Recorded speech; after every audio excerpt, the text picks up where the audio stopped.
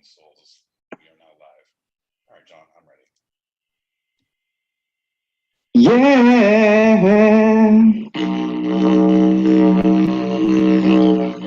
I'm a fact finder, and I'll remind you, believe when I say I researched this all day, but we are two-sided pod.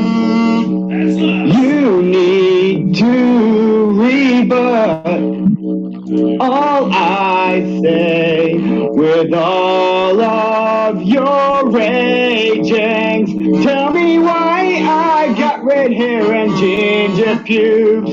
Tell me why you bitch and moan, it's all you do. Now it's time to get drunk and go on stereo.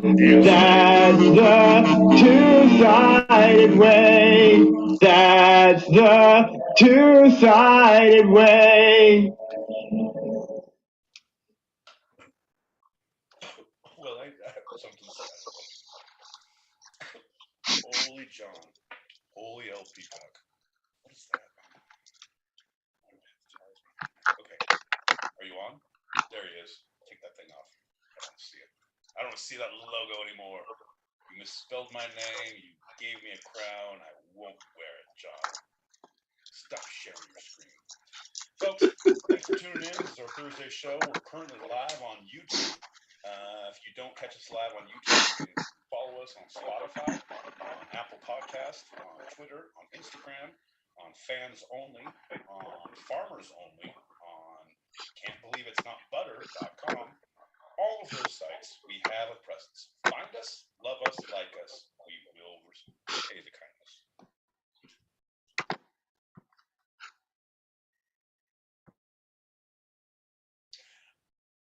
All right, and John is now frozen. He seems very excited. He's this small little screen in the corner.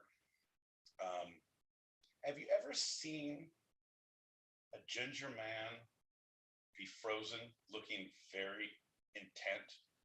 Like usually when a screen freezes on Zoom or something, it comes up and it has this weird like a bad face. But, oh, there he is. He's back. I'm back, baby. In my soul, I couldn't handle it, John. I had to stop.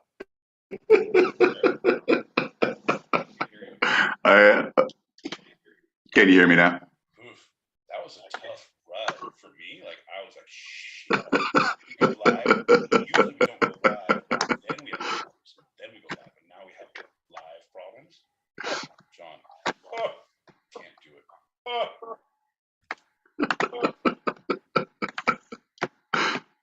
Oh man, how are you? Good. I'm actively thinking I'm going to be shaving this beard by the middle of May. Wow. Yeah, no. Because I've had just about a goddamn enough of it. And I get to go into public and really reap the benefits of how aggressively standoffish this beard makes people feel. Like it just... I've been around people who are in anesthesia or dead for the last 2 years, and now I have to go back and see people. Like, welcome to the party, folks. Welcome to the party. For 2 weeks, and I was like, all right, now I'm out. Right. My only companions are the dead. Yeah, well, don't take your work home with you. That's what they told me first day. I said, but I like to do pet projects in the basement. Not here. That's we la la la la la. Didn't hear it. La la la la la. Let's have a shot and start the show, eh? Oh, let's do that. Good on you. Cheers to you, my friend. Cheers. Cheers to Zippy. Cheers to everyone listening.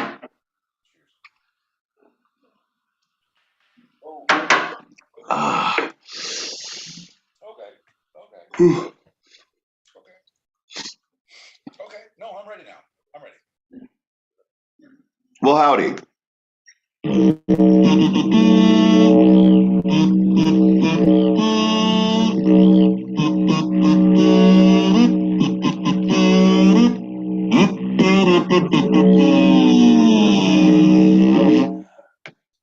don't have the emotional, spiritual, or physical energy to retort on that horrible, horrible intro. I just don't. It's like beating your head against the wall. It's like being in a really, really. Have you ever seen old people who are like 85, 90, and they've been married for 62 years, and it's a horrible relationship, and they've just both given up? That's what I feel like with my relationship with your theme music. Like, I just can't anymore. I can't.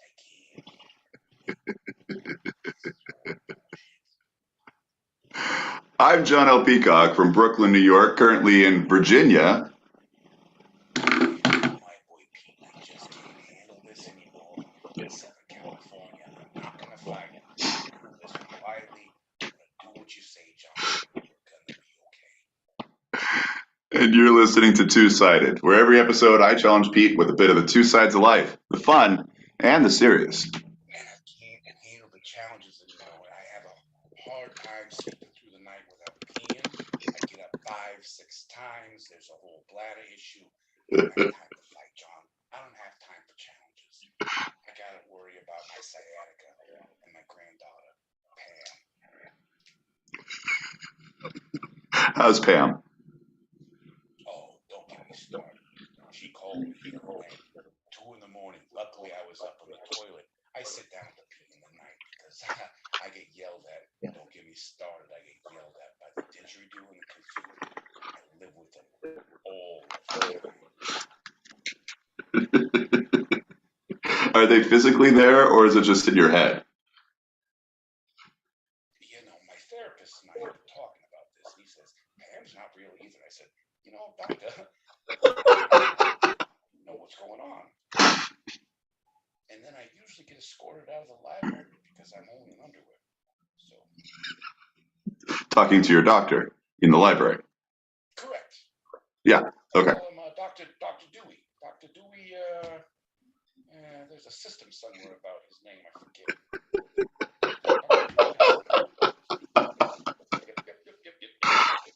Well, since you're not wanting to fight anymore, you're in it to win it. Let's see, how are you feeling in one word? One word. Apathetic.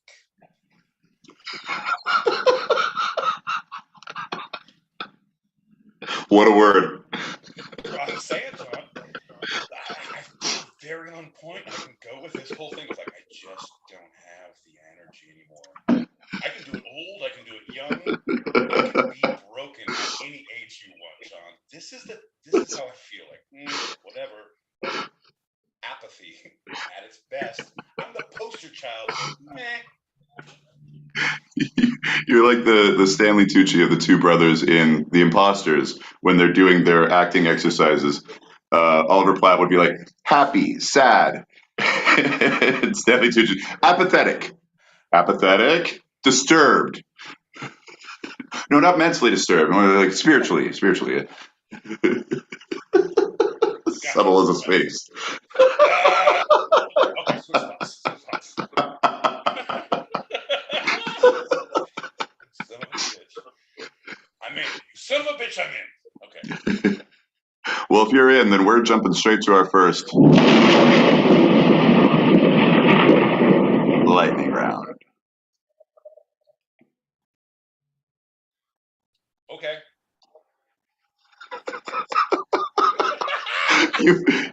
You've always had a reaction before. I don't know what to do with myself. John, you want apathy? I got it, baby. Okay, let's go.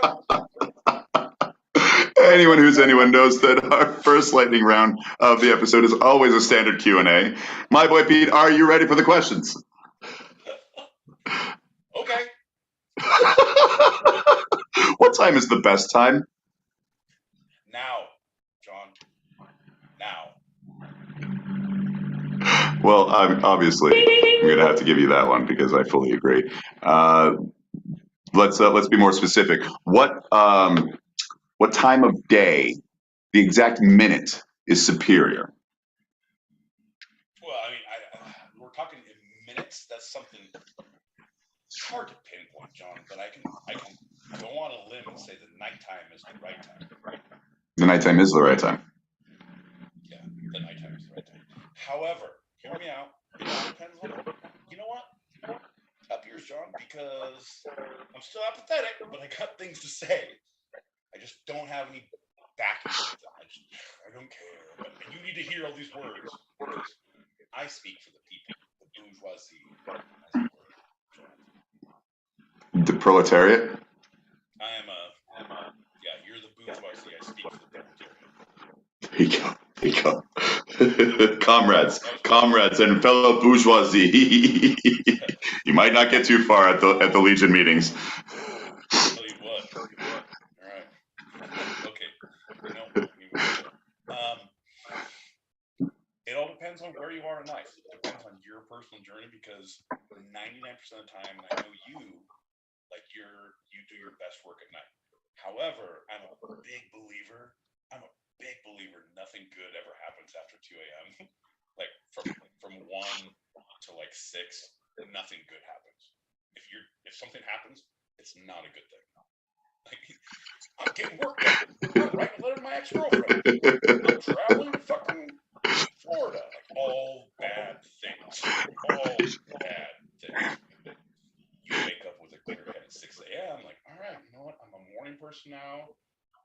Cool. So I've had times where it's like, dude, I'm up by 5:30. So the guilt just weighs on me. It's like, bodies ain't gonna bear themselves, so I gotta really think about that.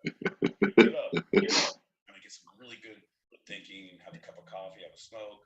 Like think about the future, think about the past.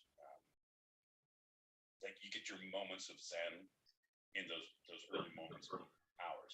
I find that at night you never get those moments of zen because if you're up later, you've had a couple or you've had a long day or you're smoking or something. And even when you get a moment of a respite and you're like on the roof alone or you're in an alley alone or just sitting on the curb or on your porch or on the hang glider. You have a hang glider, right? I have. Yeah. Night glider, we call them. Anyway, you're doing something. Night gliding. Yeah, night gliding. Your mind is not at the same place, right? You don't have the same peacefulness that you can find quietly first thing in the morning where it's like, look at that goddamn little bird. That little bird is so early. I guess that early bird gets the worm. And you're like, oh, that's where it comes from. I should have another cigarette and celebrate. That's where the moments of zen come from. And then you get up a little earlier so you can get that worm before that bird. Right. It's like, just mock the bird with the worm. That's my worm. Who wants a worm now? Tweet, tweet, tweet, tweet, tweet. And then it's like, oh, you're still hungry? I feed them chicken. I have little chicken strips and I feed the birds chicken. Your cousin Larry, little sweetie. I also That's what brought down one of the gross. Bro, if you do not keep bacon in your pockets when you go to see a pig farm, you are a deviant. That's funny as shit. Make them eat themselves. That's hilarious. That's what got one of the original owners of Facebook canceled because he fed chicken to his pet chicken. You know what? And that's why social media is bad. Right? It has nothing to do with people or the practices of that people should not eat meat and the ethnicity.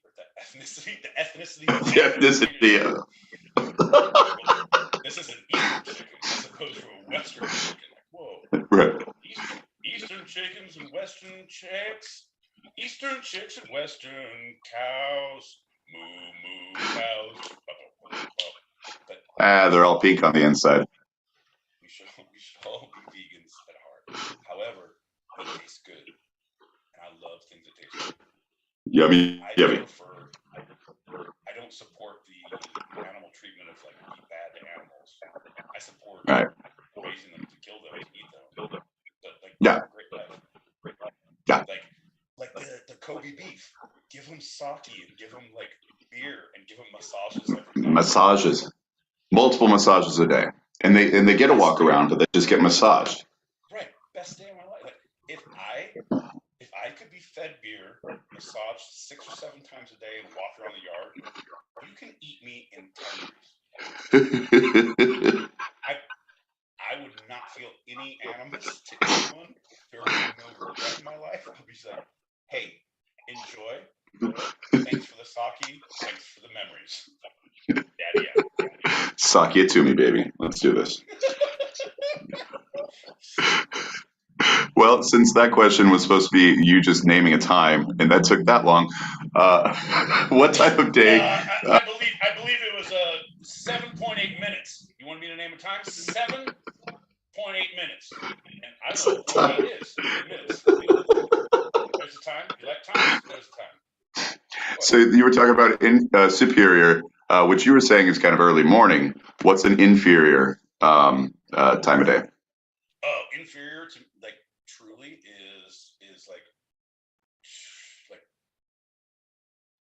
this, and it's going to be different for you, but for me is like 2 p.m., like 1 p.m. to like 4 p.m.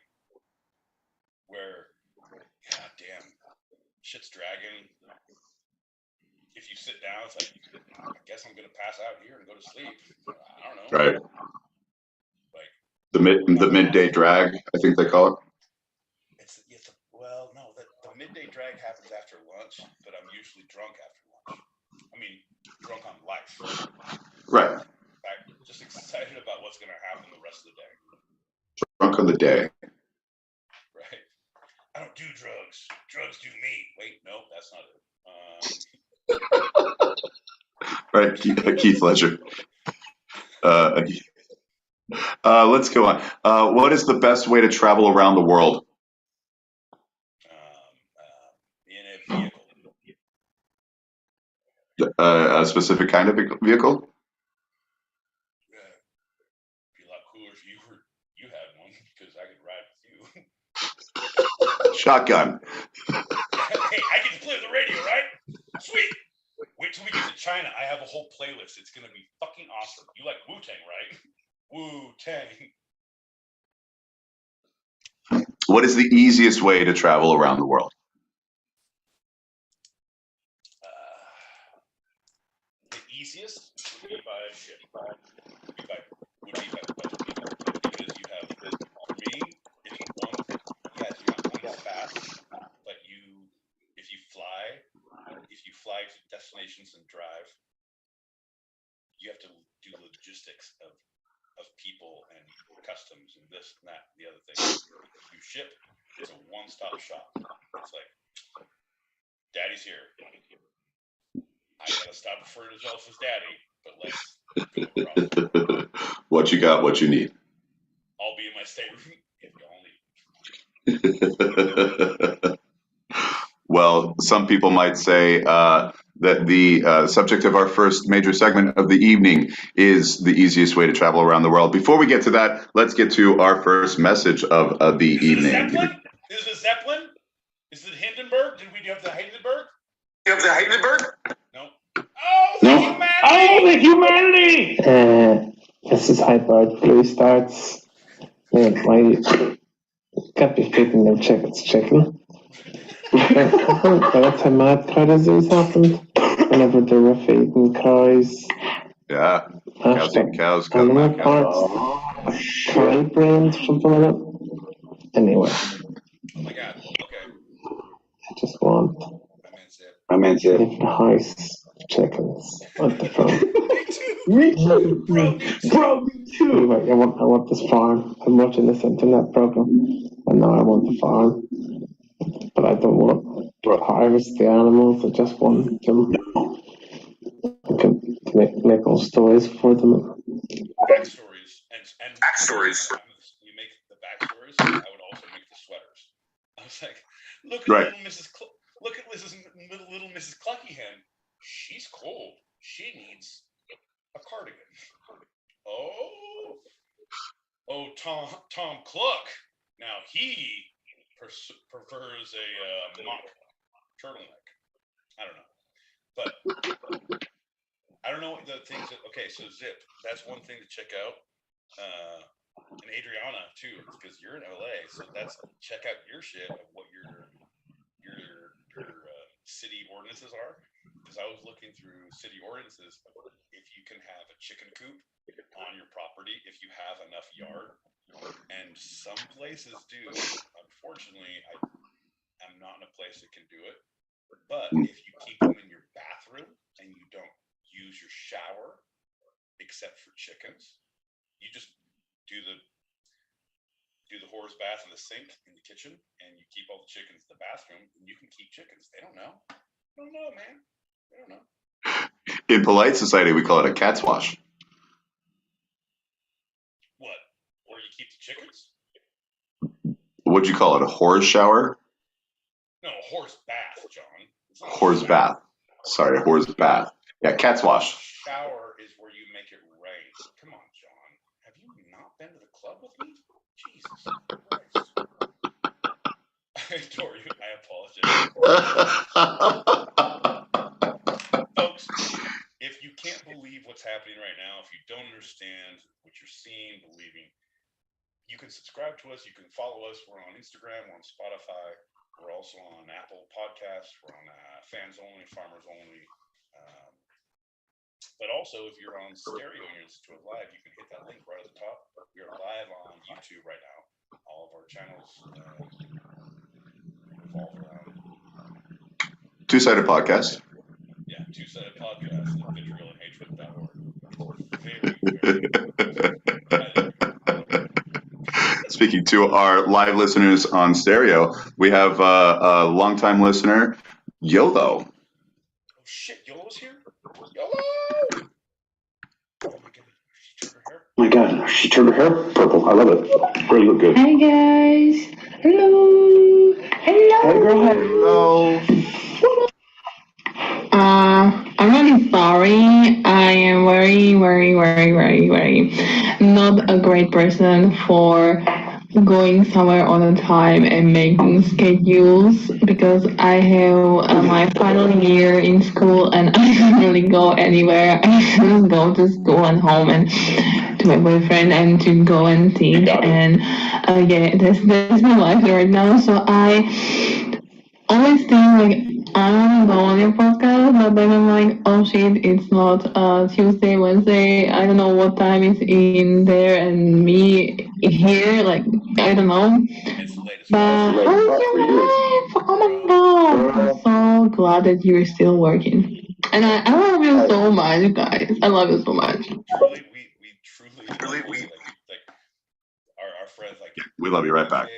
MFA, Zippy, YOLO, Mr. V, Aussie Dave, our first the Foxes people that we truly connected with as a group. And like, hell yeah, that's family. Adriana, you were, I mean, you're by proxy because you did and also I can't say it's not you, it's me. Looked on Fox, did not work for me. But no, hey, shout out to YOLO, my girl out there. Congratulations on your last year. Like for sure, you don't worry about. You got to take care of business, girl. Like it's work, school, relationships, and then it's like, oh, let me listen to these yahoos. Also, we're on YouTube, so you can see us. Cheers to all listening.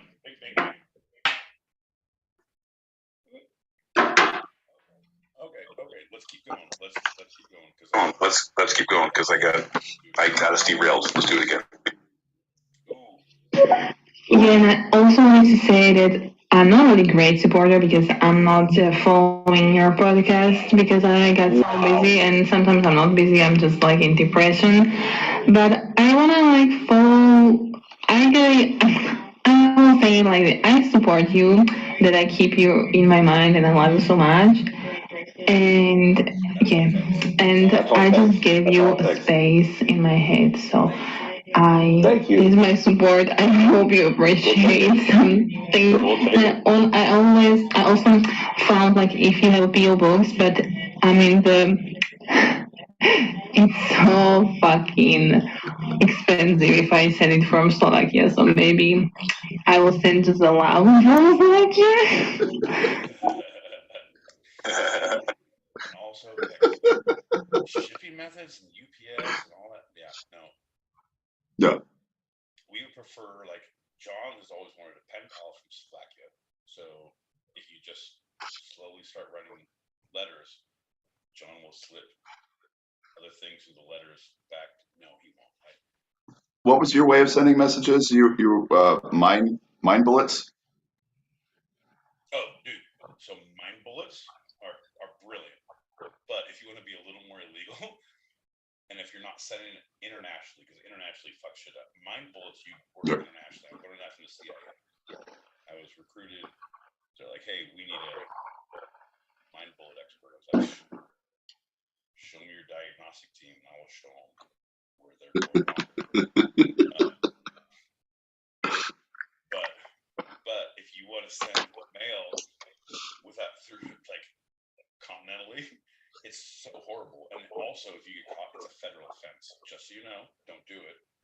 But if you put your address as the to address, and you put your friend's address as the return address, and you put it in the mail without a stamp, they're like, nope, we're not delivering it. They send it back to your friend's address. Oh shit! I just made 39 cents. That's how millionaires work. That brings us to our first segment of the episode, the French Foreign Legion, the easiest way to see the world. The French Foreign Legion, also known as La Légion étrangère, and of course, just the Foreign Legion.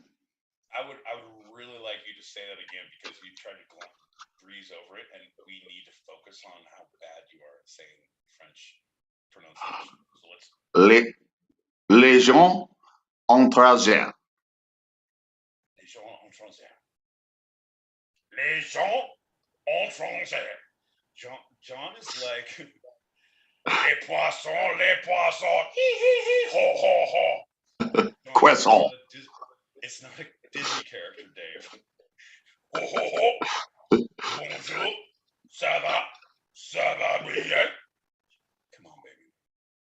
He's very, he's very,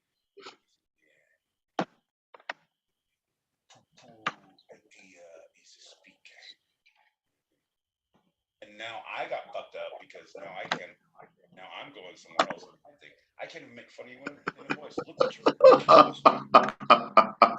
Hey, whatever you're on with Zoom, which is on our YouTube channel, we get my boy Feet, I believe that was supposed to be Pete, is kind of not loud. The sound is very low. So stop messing up for the YouTube live. I'm gonna actually turn things up on the audio settings. I'm gonna turn everything up. There you go. There you go. Oh, look at this. And as you're doing that, we'll talk about the French Foreign Legion is an elite military force originally consisting of foreign volunteers in the pay of France, but now comprising volunteers, soldiers from any nation, including France, for service in France and abroad. Created as a temporary expedient in a French army that otherwise barred foreigners from serving in its ranks, the French Foreign Legion eventually gained a reputation as the world's premier mercenary corps. Well, yeah. When they got Jean-Claude Van Damme to come on board and do some shit, like, you've seen Kickboxer, right? You've seen Lionheart? Well, welcome to the Foreign Legion, motherfuckers. For most of its history, the Legion had, yeah. No, I was gonna say, I turn shit up. I put this on. Let's get a little feedback, and like anyone who's typing in, like, hey, is it better or worse? Do you feel me now? Am I inside you? Are we close? Are we not close? I don't know. Anyway, keep going. That's right.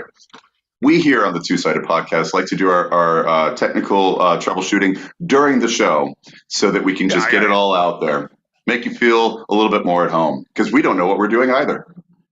Goddamn straight. And the thing is, it takes a village to raise an idiot show like we have. And you folks are the village who are helping these idiots get their goddamn. Welcome, village. Welcome. Hey, John, you looking good as an idiot tonight? What about me? Do I look stupid to you? Looking great as an idiot tonight. Look at that. Look at that. Nailed it.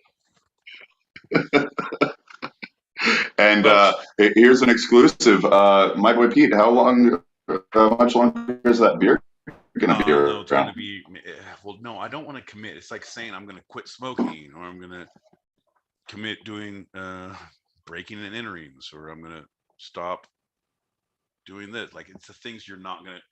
You don't tell people you're going to stop doing it, because then they're going to hold you to it. At that point, it's like, I thought you said you weren't going to break and enter anymore, and you were in my house last night stealing my couch. It's like, sorry.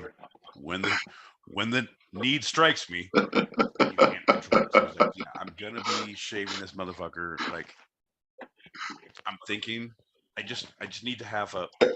Eventually, So it's gonna be in May. It's gonna be in May. Wow, you heard it here first. It's gonna be in May. It's gonna be in May, and I promise you, you guys get a look at it now. Look how old and gray and stupid I look.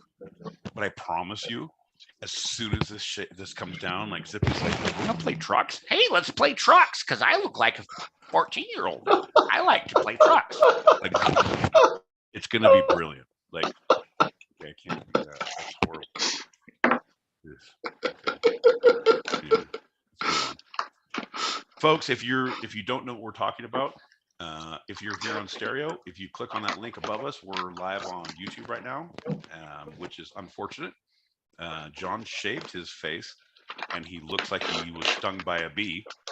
I am like trailer park royalty, and look like I will be willing to take all of your tin cans and or glass bottles from your house if you just tell me when you're not going to be there. So we both have our things going on visually. So welcome to the party. Welcome to the party. So you're like the super. You're the super of the trailer park. Yeah. I'm the super with a shirt on right now because it's a show, John. Once the show's over, shirt comes off, baby. Daddy's got to patrol the trailer park. Side boob out. Side boob out. For most of its history, the Foreign Legion also maintained the exceptional status of being a voluntary unit in a conscript army. It lost this distinction when France abandoned conscription, nevertheless. Right, when you're conscripted to. So, John, do you want to define any of those? Do you want to say why it lost its elite status, but it stopped doing that, but it retained its elite status?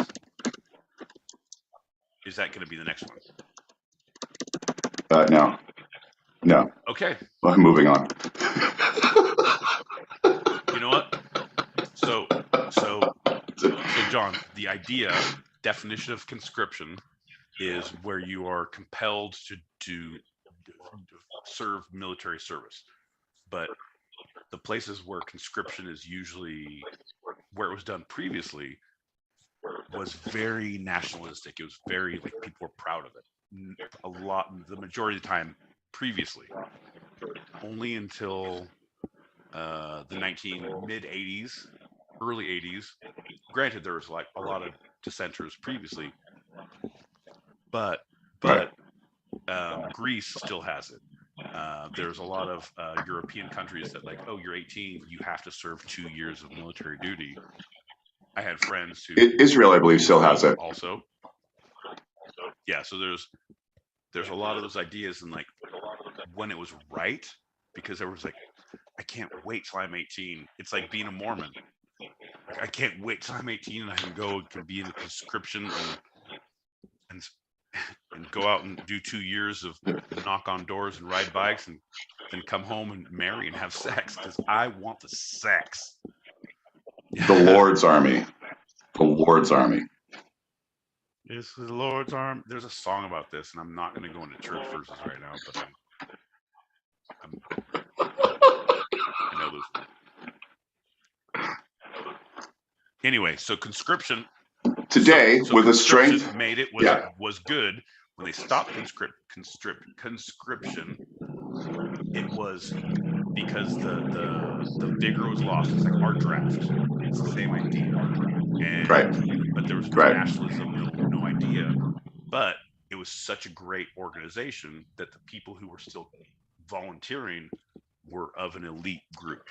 It was like when Right. podcasters and comedians like, I just want to be part of the two-sided pod. It's like, yeah, we're not conscripting you anymore, but this is where the rubber meets the road. Best of the best. Right. I got nothing. Well, I mean, relating it to America. So when the draft was happening in the Civil War and in World War II, people were happy, because it was a war that the nation felt was worth fighting, or Propaganda, bro. both of them, right, Yeah. in some way. With Vietnam, right, but with Vietnam, it was very different. So the majority cultural shift that happened in the mid 20th century. I'm sure it happened abroad in many different ways, and which led to France's removal of conscription. Correct. Of those times, and that did, but it was late, and like everything was later, and they didn't feel it as much as we did because they weren't as involved as Yeah. heavily as we were. And so there wasn't they still had all of the things we did, but in a lesser way. It's like, yeah. Anyway, I'm not trying to like, hey, we're the best at fucking up, but we're kind of the best at fucking up. Everybody follows suit when we fuck shit up. You're welcome.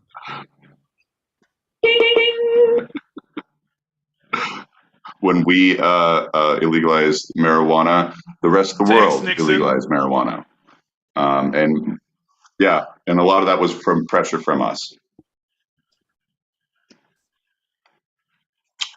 So today the Legion has a strength of approximately 8,000 men. It is one of French. Whoa! I'm going to stop you there. I need to. Is it 8,000 men? So we're talking gender specific. I'm going to clarify that off the bat. From what I saw, they still only have men in the army in the Legion. Okay. No, I'm going to look that up because I don't know. But you keep talking. I'm going to figure out if you're wrong or right. Keep going. Okay. And it is one of the French Army's preferred units for overseas service. It saw action in the Persian Gulf War of 1991, has since been sent often to Africa, as well as Southeast Asia, the Balkans, Afghanistan, and most recently, Ukraine. The Foreign Legion was founded by King Louis Philippe on March 9th, 1831, as a military unit to support the conquest of Algeria, which the French had invaded the previous year. The Legion absorbed many refugees who crowded into France, as well as unemployed soldiers, such as members of the Swiss regiments who had served the unpopular Bourbon regime prior to the July Revolution of 1830. The demands of imperial conquest combined with continuous influx of refugees assured the Legion a long and over time glorious existence. So this just was like a great idea that just kept on getting greater. Amazingly enough, but women can apply for the Foreign Legion. However, there has only been one woman who has ever served in the Foreign Legion, and that's Susan Travers, and she was quite simply a fucking badass. That's awesome. So you can apply, but you ain't gonna make it, and it's probably not. It's all weighted differently. You know what I mean? Like it's weighted so you can't. I'm sure, because if it's about ability, of course women can do exactly what men can do in physical things and mental things, and of course we've Right. established this. So if there's only one chick who's ever been in the Foreign Legion, bitch, you crazy. You are awesome. Like, that is When awesome. was that? Do you have dates? Yeah, but I like how I'm doing all of the research in this. Yep. I'm the broad strokes. You're the fine tooth. You know what? Exactly. Bloody horrific things. I'm seeing pictures of her. It's old. It's black and white. I gotta look It's for pictures, so I see. that Well, helps. shit. There's like in 1942, like, oh, but they said Rommel. I was like, I know about Rommel, the Desert Fox. Come on, man. Now we're just gonna go through a whole thing about in 1945. Right on. Oh shit. In 1945, Travers applied to become an official member of the French Foreign Legion. She failed to mention her gender and accepted her into their ranks.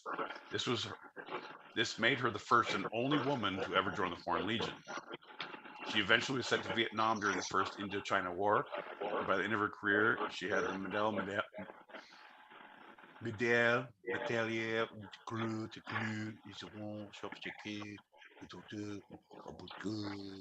which is actually the highest French order of merit for any military and civil merits.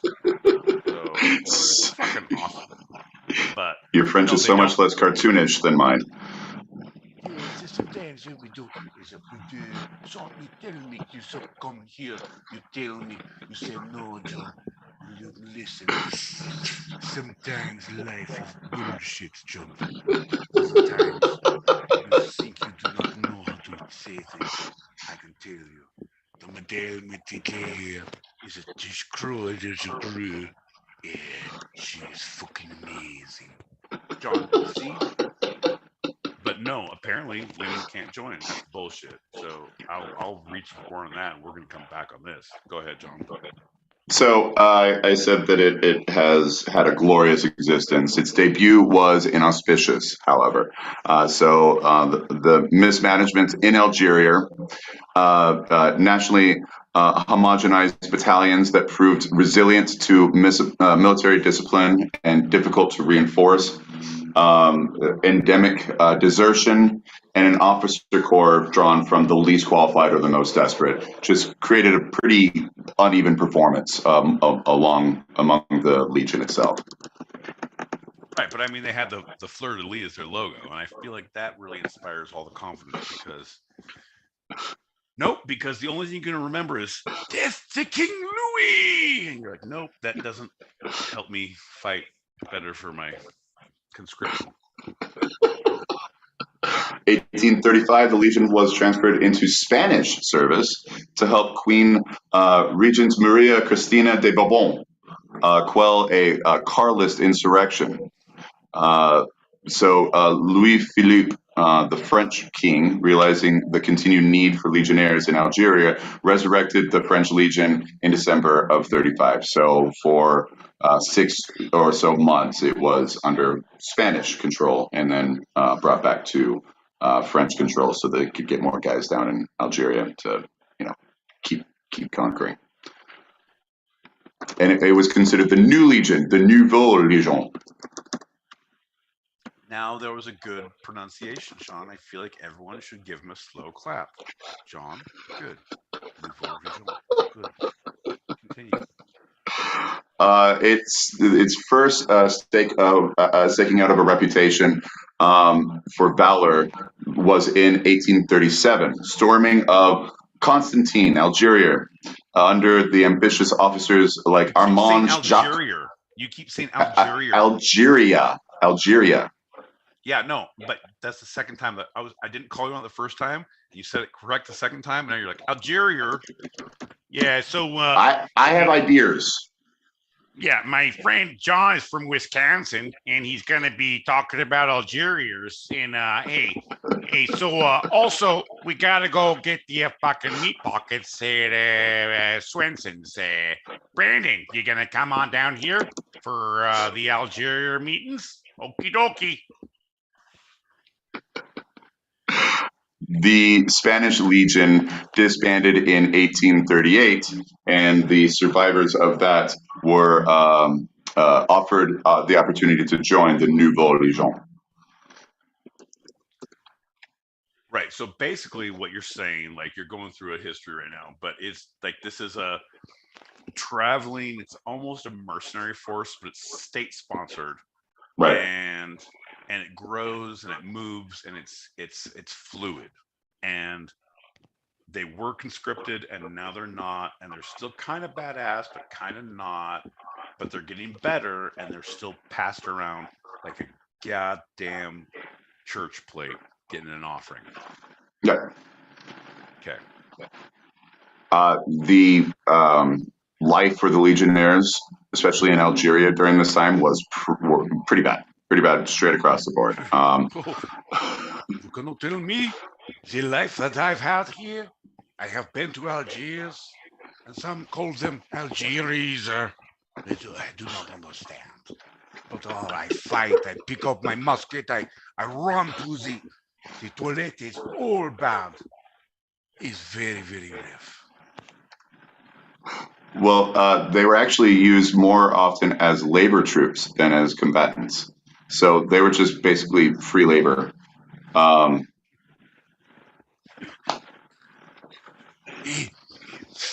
others have been talking.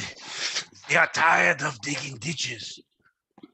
Jean-Claude, shock! We will make a move. We will not be in the Foreign Legion anymore. We are only used for labor. Do not talk like that, Jean-Pierre. Do not talk like that. We are part of things. No. Get back to work.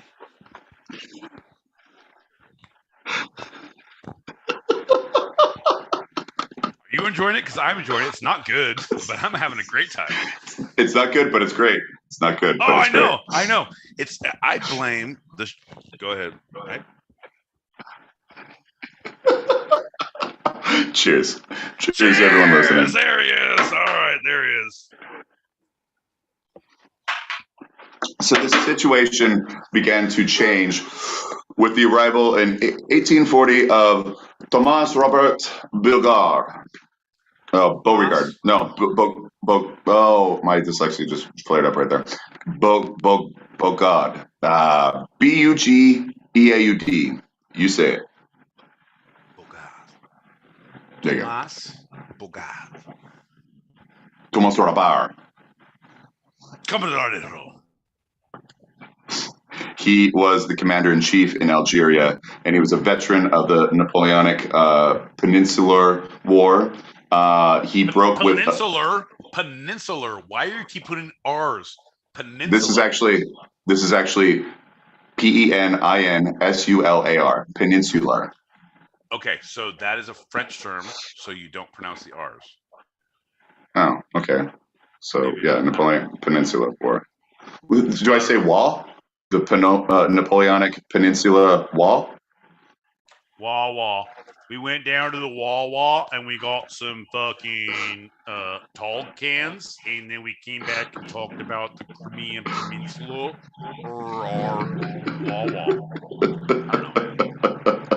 I'm just trying to keep up. I'm just like looking through Crimean War, Italian campaign, Mexican expedition. I'm looking through things and trying to pick up what you're putting down to help along, and I am hammered. I don't know what's happening. I'm having a great time. Folks, if you can't believe that this is happening and you want to see it live, click on that little link above you, that beautiful little link. We're on YouTube Live every Thursday, 5 p.m. Pacific, 8 p.m. Eastern. We're also on Spotify. We're on Apple Podcasts. We're on... we do smoke signals. I send out ravens from the wall, and we do there's small little microchips. Like we do 1980s weird shit where there's microfiche and in a park bench. There's a great whole thing. If you follow us on Instagram, you'll see where the drop sites are. The shows. Folks, hit the like, hit the subscribe. Let us know what you're doing. Sorry, go. So with this new commander, he created a strategy of scattering French units in static posts that might be isolated and overwhelmed by the Algerian resistors. And this was very grueling. The campaign was, many people who could not keep up were, and there were many, were simply abandoned to their fate. But the Legion's morale and performance improved. And this is the beginning of the spark of the reputation and the prestige that we know of the French Legion, was this period of 1840 with this new Thomas Robert Bogard. Well, yeah, no, when he, like, literally, I can tell you, Paramount was not even thinking about any American Legion movies until they heard about Thomas Barriere Bogart, and they're like, you know what, Jean-Claude Van Damme needs to go to Legion, and this is where, like, the real things happen. Okay, so I'm trying to go ahead. I'm ready. This is also the time when the Legion's officers began to understand that leadership of foreign mercenaries requires finesse, appeals to the men's sense of honor, and non-judgmental, non-xenophobic attitudes. And so it actually opened up understandings and acceptance and integration, which spread across France from it. No, that's 100%. The thing is, it's not for the. You look for the good end result, right? But what was the driving motivation? Like, you got to understand your enemies. Right. You got to know. You got to, and what we call it today, you got to be able to code shift. I got to be comfortable in Algiers. I have to be comfortable in France. I have to be understanding of everyone, which is cool. It's just like, oh, that Algiers motherfucker is a shady motherfucker, just like this Frenchie is. I'm gonna have to watch them both. And now he's like, oh, it's not because of where you live and who you are and what you are. There's just shady fucking people everywhere. Welcome to the French Legion, I believe, was the slogan. Right. There's shady people everywhere. Welcome to the French Legion. Right. Yeah. 100%. That's going to be on our next fanny pack print of our merch. So, welcome to the French Legion. Shady people everywhere. They, in the 1860s, created a reputation for themselves in Mexico with just like do or die, last man standing battles where they just fought much, they would say braver than many. They died to the, it's a battle of April 30th, 1863. 62 legionnaires just did as much as they could until the early morning with their bullets gone, 5 people remaining. They fixed bayonets. Six people remaining, and they were bullets gone, and they went hand to hand, and 3 of them were killed. Of the battalion, they had 3 remaining, John. I'm just trying to keep you honest, because if we ever get pulled into court, I want to have backing that I was trying to keep you on the straight and narrow. Yeah. Fixing bayonets to their rifles to just stabby. Wow, you made it feel very weird because you had to finish that sentence, because that's how I feel every time you do something like that. Like, I need a bayonet. I need to get within proximity of John L. Peacock and do a stabby, make it better. Their reputation was somewhat tarnished in 1871. The suppression of the Paris Commune, an act of mass fratricide in which the Legion played a prominent role, as well as into post-World War II years, the French left ritually demanded the demobilization of what they called the horrors of war. I believe they called it the horrors of war. Maybe the horrors of war. Maybe. To counter its ongoing sense of impermanence, the Legion concocted its own hallowed traditions of super fighting, and which could lead to these brutal massacres, and just it wasn't great for their reputation. All right, anything but we're just doing our jobs. That's what they're saying. because they were governed, but it wasn't. So that was the great thing about the French Legion. It was not like a military exercise. You could be somewhere, but you weren't invading somewhere. It wasn't an active war because they were state sponsored, but they weren't state run. It was Right. a very different, which is still an interesting thing. Paul Rolette, in the early 1900s, 1914, was a huge. Here's a little story I got to tell about Paul Rolette, and you know so well. It started way back in history about, I don't know, 1883. It probably wasn't. Go ahead. He wanted to secure the Legion's place in the public imagination and in the French army by reviving pre-1914 quote-unquote traditions, beginning with their uniform, and they wore white uniforms with white kepis. Later, the uniforms became khakis. Say it again. Say it again. Kepis. You're trailing off there. I heard a niner. You calling from walkie-talkie, John? What is the word you're saying? Kepis. Kepis. Kepis. Kepis. Esse kepis. Oh, bonjour. Ça va bien. Esse kepis. Oh, oui. No, that's Italian. Where are we going with this? See, John, I blame you. Go ahead. And now it became khakis. And so now we see the white khakis as their uniform. Okay, well, no, there's no such thing as white khakis, because khakis, we got to get the khakis first, John. And then we get the endorsements. And then we get the chicks. So that is the two-sided pod, three-pronged attack. Khakis, endorsements, chicks. Nice. And they were bleached white by the sun and repeated washing. So they started with the khaki color, but they became white rather quickly. Oh, it happens everywhere, doesn't it? If you stay too much within the ranks, you become a little whitewashed. I've found that everywhere.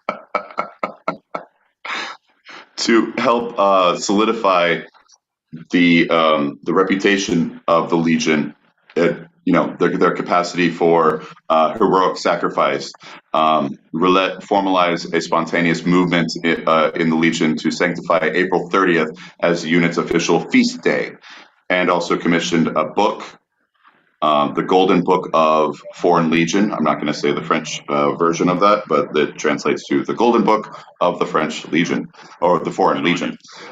Yeah. And even had artists. You go ahead. Keep going. Finish your thought. And had artists paint historic battle scenes showing the Legionnaires in their white kepis to reinforce his campaign of Legion particularism.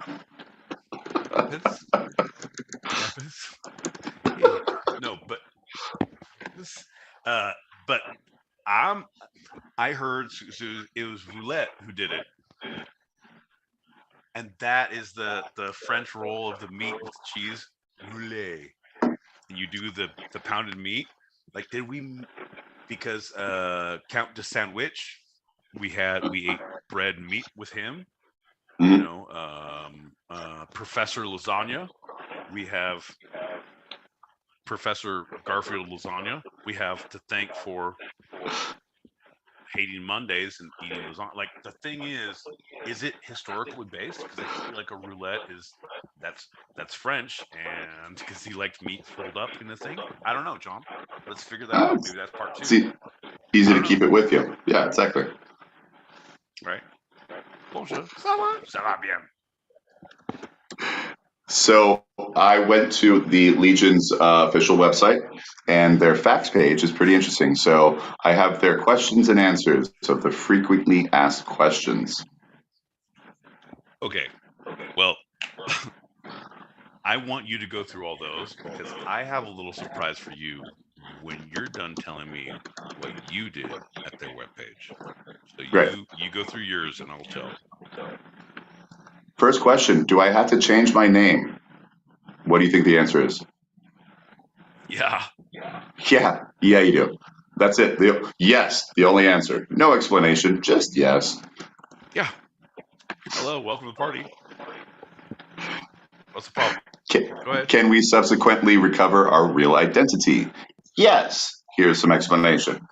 Within a minimum of 6 months, the procedure is called regularization of military situation.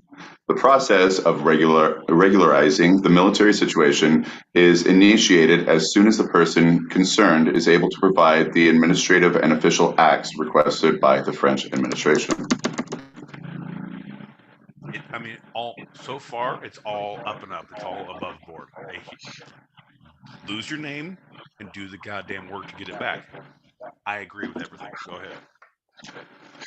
The documents you need. What's it take for recruitment? The presentation of all identity documents that are valid, produced by the candidate's country of origin, is requested in order to facilitate the selection and recruitment process. Identity card, passport, driver's license, diploma, state, etc. In all cases, a birth certificate or exact with affiliation will be required before the end of the first year of contract. So here's the deal, Monsieur. I have a library card. It's very good. I know the Dewey Decimal System up and down and backwards and forwards. Very, very good. I also have a Blockbuster video card. Bonjour, ça va bien? Yeah? No? How you doing? Okay, no problem. I do not have the license that we all talk about. Is this okay? Can I maybe get a name back with the Blockbuster card? No. Okay, bien. I go back to the Legion. Ça va? Bien. But here's some good news for that guy, because can a foreign legionnaire become French? The answer is yes. Yes, they can. Bet your goddamn ass you can, John. Bet your goddamn ass you can. All right, because I'm going to go on a limb here. I'm going to put little things out in the world. Like, I want to be a soldier of fortune, but I don't have a lot of money, and I don't want to make a lot of money, and I don't want to do things like all my stuff. I love French cuisine. So this was my respite. This was my out. French Legion. French Foreign Legion, if we need to call it that. Continue. How long do you need to be in the Foreign Legion before you can apply for French nationality? 7 do you believe? Years. I'm going to say lower, and you get one more guess. 28 years. But lower. 474. Your children, your children, Jean-Pierre, Bella. You have to join the Foreign Legion, Bella. Tell them you're a boy. It's very good, no problem. You are doing this for your papa. It's very good. 1700 years. No, okay. It's going to be 3 years. You're 100% correct right there.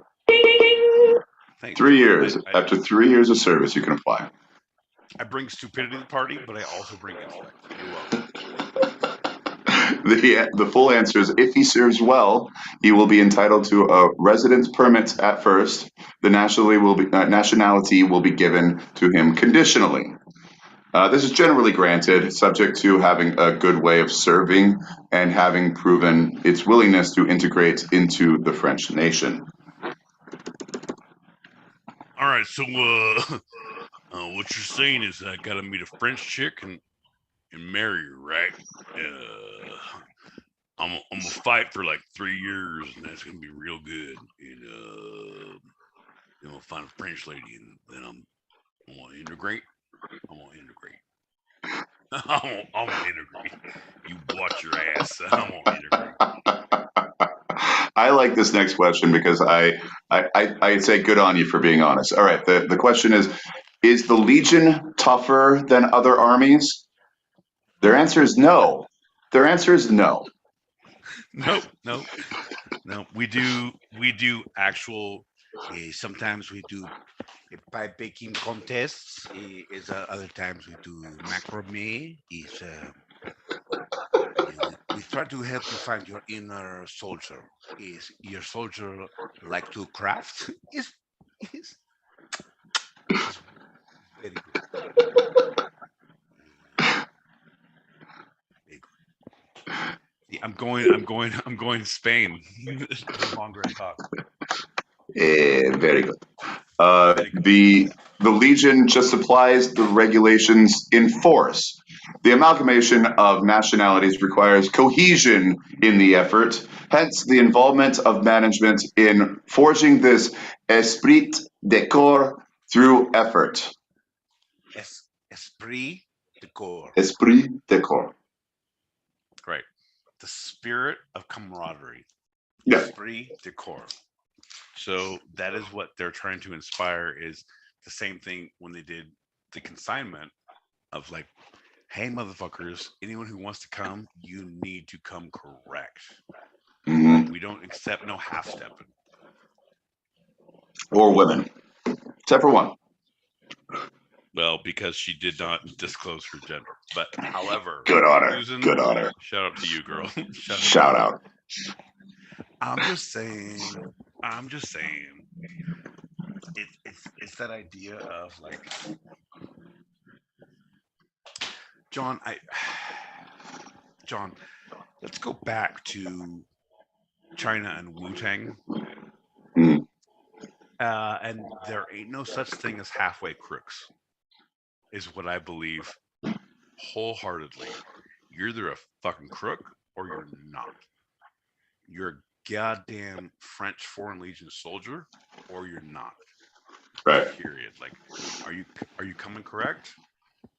You know, sometimes I understand you like the French women. They have the hairy armpits. They go to legs. It's very, very, very, very, very tempting. But no, it's maybe not for you. So, can my family know where I am? No. The answer is yes, but they have to qualify it. Right. So the answer is no. Come on, John. Welcome to the party. Have you not been in the Foreign Legion? Wow. I feel like that is what our French was based on, was Foreign Legion missions. And now you're doing this to me and you're trying to qualify, quantify, clarify? Nay, sir. Nay. Yeah, so sentence 1, yes, that's it. Sentence 2, you just have to indicate your commitment. Sentence 3, during the 4 months of training, you can join your family to reassure them. That's it. That's the answer. John, because this is a beautiful point that we can take a breath. Because right now, in this moment, we have every person from every country, from every walk of life, who is applying and looking through the website, right? And they see this answer. So it's sometimes hey man, here's the deal. I think sometimes I'm going to go to the French Legion because you can have different people having. Oh man. Yeah. Oh man. I'm gonna tell you what. 4 months in, I was gonna tell my mama I'm good. That's all I gotta do. Right? Mama's like, no, baby. It's like, mama, I'm Frenchy now. Y'all gotta deal with that. Yeah. You can have anything you want, John. The world is your oyster. Yeah. As long as you're not allergic to shellfish, the jokes abound. So, next question. What are the specific constraints? Wearing civilian clothes. Any Legionnaire with less than 5 years of service must wear the uniform during free time. Within the framework of long-term leaves, the Legionnaire can be in civilian clothes. Purchase of motor vehicle is subject to command authority only after 3 years of service. Marriage. Legionnaire will only be authorized to marry after having complied with the following conditions. To serve under his true identity, as we talked about before, Right. having informed the command, and with less than 5 years of service, they have to be authorized from the Minister of Defense. Well, You have to get it approved by the Minister of Defense. well, John, in Project Mayhem, we all have a name. And my name is Robert Paulson, John. His name is Robert Paulson. His name is Robert Paulson. Say his name, Robert Paulson. Fair enough. I'm just saying there's a lot of great little fun things that we've seen now come through in movies that are brilliant. Like, fuck yeah, dude. Yeah, but all right, you can't marry. It's like, girl, I love you, but I'm on the French Foreign Legion, so I gotta talk to my Minister of Defense before that shit happens. Yeah, it's not me, it's the Minister of Defense. Girl, I got you. Tell me if you're getting pressured for marriage that you wouldn't join the French Legion, French Foreign Legion. Like, no, girl, I'm trying to serve the best of the best, and I would if I could, but I can't, so I won't. But girl, I love you. Tell your sister, call me. Shit.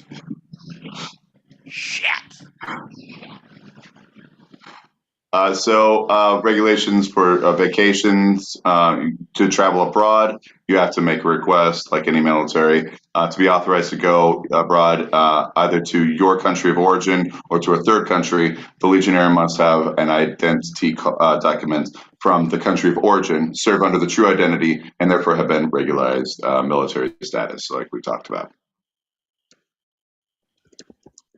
Don't have money. I've got a certain set of skills. The set of skills is obtaining documents for travel. I can travel from any country you want. Also, do you want to buy some weed? My set of skills is selling you weed. Right. I will hunt you down and I will promise you I will sell you weed. At a marked up rate. You are the worst French Foreign Legion soldier ever.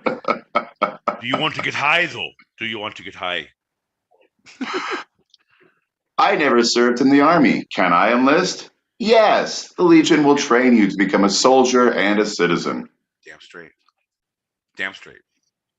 Damn straight. So I'm about to go off and tell you specific stories, but I need you to finish before it, because last one. Can a French? Sorry, the phrase is: Can a French join the Foreign Legion? Yes, a French can join the Foreign Legion. He's just going to have to change his nationality while he's hired to comply with the status of the Legion, statutes of the Legion. His candidacy is all the more important since it is precisely this Frenchman who will bring his knowledge of the country and the language to foreign hires in addition to courses provided. I want to join the Foreign Legion, but I do not want to change my identity. I do like baguettes.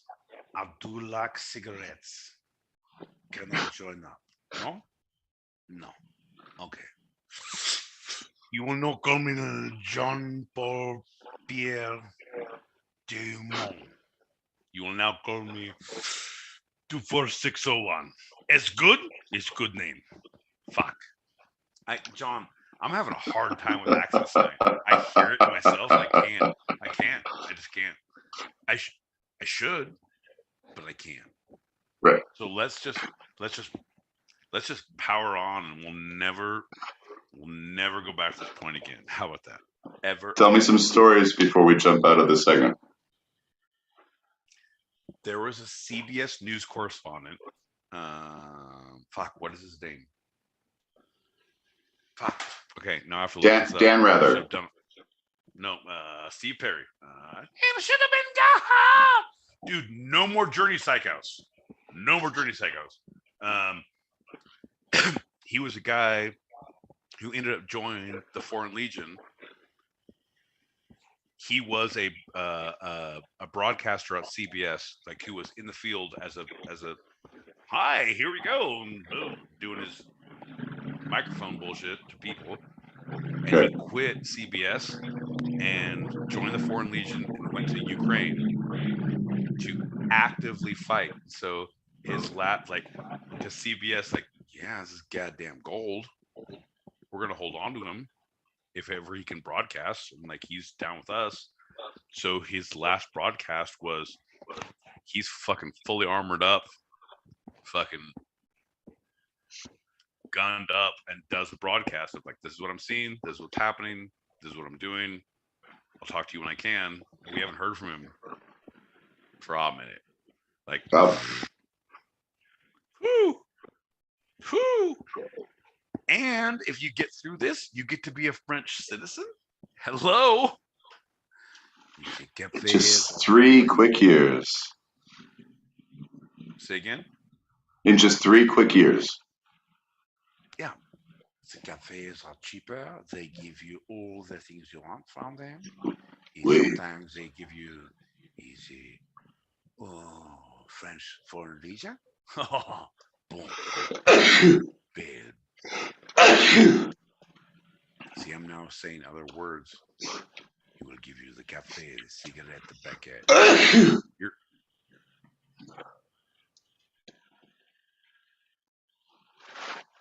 Everyone see you. Are you allergic to funny? Is that what's happening, John? Are you trying to... John, so can you tone it down some? I'm flaring up right here. I definitely will. You're allergic to hilarity, and none shall pass. So, no, I'm going to shut it down. I need my EpiPen. Folks, if you don't understand what's happening, if you can't believe what you're hearing, you can go onto the YouTube Lives, hit that link above us on our stereo app, and you can see what John means about his EpiPen. You can see what's happening. And if you're not watching now, you can follow us on Spotify. You can follow us on Apple TV, Apple Twitter, apples to apples, oranges to oranges, 6 to 1, half dozen the other. We can follow us on all of those. But we also have a channel on YouTube. So if you want to go back and relive all of these great thoughts and ideas about how you and I can join the French Foreign Legion, looking at you, Zippy, because, brother, I would join up with you. I just need a partner, is what I need. I know John's not happening, but I think, fucking, let's see the word. Bonjour. Let's see the word. Bonjour. And if you haven't already, subscribe to our Two-Sided on Spotify, Apple Podcasts, Anchor, and elsewhere. And you can rate us. You can now rate us on Spotify and also Apple Podcasts. We'd love if you throw us a 5 on those. It doesn't hurt you. It only helps us. We thank you kindly. Yeah, I don't like that you say that. I don't like that you have a rote thing about rating. I said those 2 things, and now you had to say those 2 things again, and about rating, and then finish it with thank you kindly. And I don't like that. It makes me feel uncomfortable, and I can only imagine what the listeners feel, and I need you to stop. I just need to stop. Like, send me a script and let me say the things of ratings. You know what? Because if you're rating our interaction right now, I'd rate you as 0. And you would rate me as 0, and then therefore we'd have fist fight in the street, John. And that is true stereo propaganda. I call it fisticuff. John, I'm a pugilist. I do not fisticuff. I'm a pugilist. So it's you and I. Isn't that correct, John? That's correct. You and I. Pink. You got to get the elbows forward. That's the best way to do it. No. Again, and that's why I will beat you so seriously, because you don't understand how fisticuffs works, how pugilism works. You don't understand. You don't understand. It's beautiful, because if you fight like gentlemen, if you ever fought, you can beat the shit out of someone. Like, okay, here we go. Here, like, no, we need elbows up. Also, wear high heels and make sure your tits are showing on the side. Like, what are you doing? What are you saying, John? What are you saying? What the fuck are you saying? What I'm saying is we're jumping into our next lightning round. Lightning round! Fucking gonna get down a lightning round! Not so apathetic, are you right now? I blame the booze, but I think you're the cruise. Okie dokie. Hey, John. pt1 Hey, lightning looks round like guy. he fucking passed out. I don't know what happened. Woo! Well, I'm just glad you're here because we're actually introducing a brand new lightning round for this segment. Oh no! No, the thing that makes me very upset is John is so proud of himself, and anytime John is proud of himself, it's a fail for the world in general. Like, John is like, things are good. Like, this is probably a good idea. Like, you know what? Hey, maybe, of course we can Sudetenland. Who needs it? You're very Germany when you come to your thought processes. Ugh. Go ahead. You have no idea what's coming. No, I don't, but I know that I will be, like, I was trying to be nice to you, and like, I'm trying to yell at you later, and like, you're just asking for it. You just want a fucking fresh one, Jimmy. You just want a fucking fresh one. All right, no, let's play the game, John. Hey, I bought the ticket. I'm gonna take the ride. Let's do it. This is called Movie Summaries and Reviews. I give Okay. Pete actual titles of movies throughout history, and Pete will give you a summary and review. Even if he knows the actual movie that this title belongs to, will give you his own based on the title of the movie. No, John. No, John, you're honestly saying the wrong thing, because if I know the movie, I'm gonna give a goddamn summary of the movie and a review of the movie. I'm not playing games here. All right. The game now that we're playing, and this is for 500 points for anyone who's listening. If you can understand that I'm actively knowing this movie and judging it and telling you about it, or if I'm completely bullshitting and judging it and telling you about it. But every complete right answer gets 500 points. And I need you guys to all call in. And if you don't, that's fine. But I will still not break. That's a promise. That's a My Boy Pete promise right there. And if you can believe that, then I already have you, because I lie about my promises. You guys. Let's play the game, John. Let's play the game. So anyone knows that my boy Pete has a lot of movie and TV knowledge. So you very well may know every single one of these. Here we go. Yeah. No, honestly, because you're like, all right, Stand By Me. It's about a bunch of Care Bears who, like, John, go on, continue. Let me play your little game. Top Gun. It features a man who's a shooter. Like, John, come on, John. I'm ready. This is the 1951 movie called Bedtime for Bonzo. Bedtime for Bonzo. Is that it? Because I know Bedtime for Bonzo. Yeah, let's hear the summary and review. Okay, so Bedtime for Bonzo is about a man who has a monkey. It's the same thing who he inherits a monkey. He doesn't want to keep it. It's that, like, good cop, bad cop, and he now has to care for this monkey. He falls in love with it because it's now a companion and it helps him on his day-to-day. and he tried, like, the whole thing is they call it Bedtime for Bonzo because he's trying to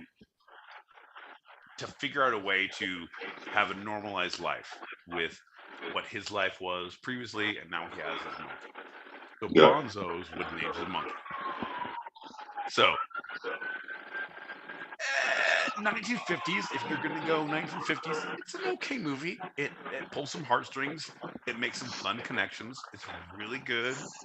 However, I just feel like if you go back and watch it, it's like trying to watch MacGyver or A-Team right now. It's like, man, I remember Bedtime for Bonzo so much better. Like, yeah. So I'm gonna give it a two-sided pod down.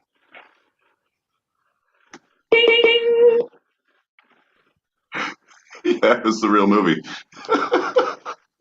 You don't think I know, John? No, but you weren't supposed to say we were supposed to I have people mean- call in. No, you're an idiot. I was just so impressed. I know, but John, you don't understand how I work in media. Like, you're like, oh, he watches Survivor and he watches all the things that are new. John, I spent a year and a half watching the Academy Award nominees and the winner. First, I went with winners, then I went with nominees, then I went with actors and actresses, and then I went with screenplays. And so I've watched everything. Like, I don't think you understand, bro. I don't think you understand what you're dealing with. I'm a goddamn fucking Leviathan. Let's bring it to the party. Let's do this shit, John. So again, we have one message. No, I'm guessing it's MFA. Let's take a breath. Let's take a breath in this lightning round because MFA is here. Because now Sure. we have participants of people who will actively understand game shows, not like you piece of shit. No, don't look at me like that. No, don't look like that. No, Don't look look away. away. Hey, away. brother! How you How doing, you MFA? You doing? Happy to see you. Here, youth. What's cracking like it? What's the skinny? What's the So scoop? here's the deal. Here's the game we're playing. Here's the deal. Game we're playing. You can type in on YouTube because we're live on YouTube right now. Anyone who's watching on Instagram or stereo, you can. We should go live on Instagram too, John. We're gonna do that production meeting afterwards. Anyway, hit that link above us. You can see us live on YouTube, where we're broadcasting live. But the game we're playing right now is John is telling me movie titles, and I get to tell the story of the movie and then give a review of the movie. And Right. your job as an audience is to guess if I actively know said movie or if I don't, if I'm all bullshit.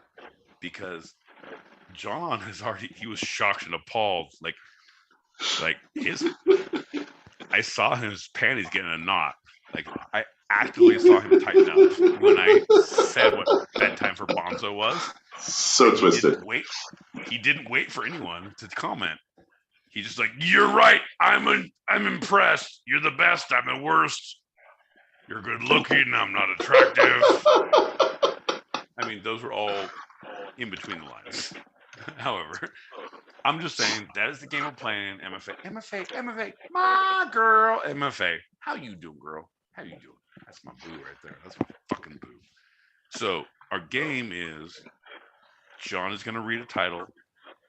I'm going to give the synopsis and a review, and you guys get to decide if I truly know the movie or if I'm a real piece of shit.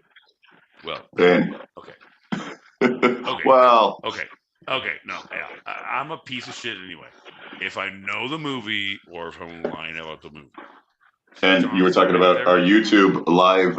We have, hey, the YouTube two-sided podcast. Hello from the Red Ranger, or the Red Stereo Ranger. Welcome. My man, my girl, my peoples, my Rangers.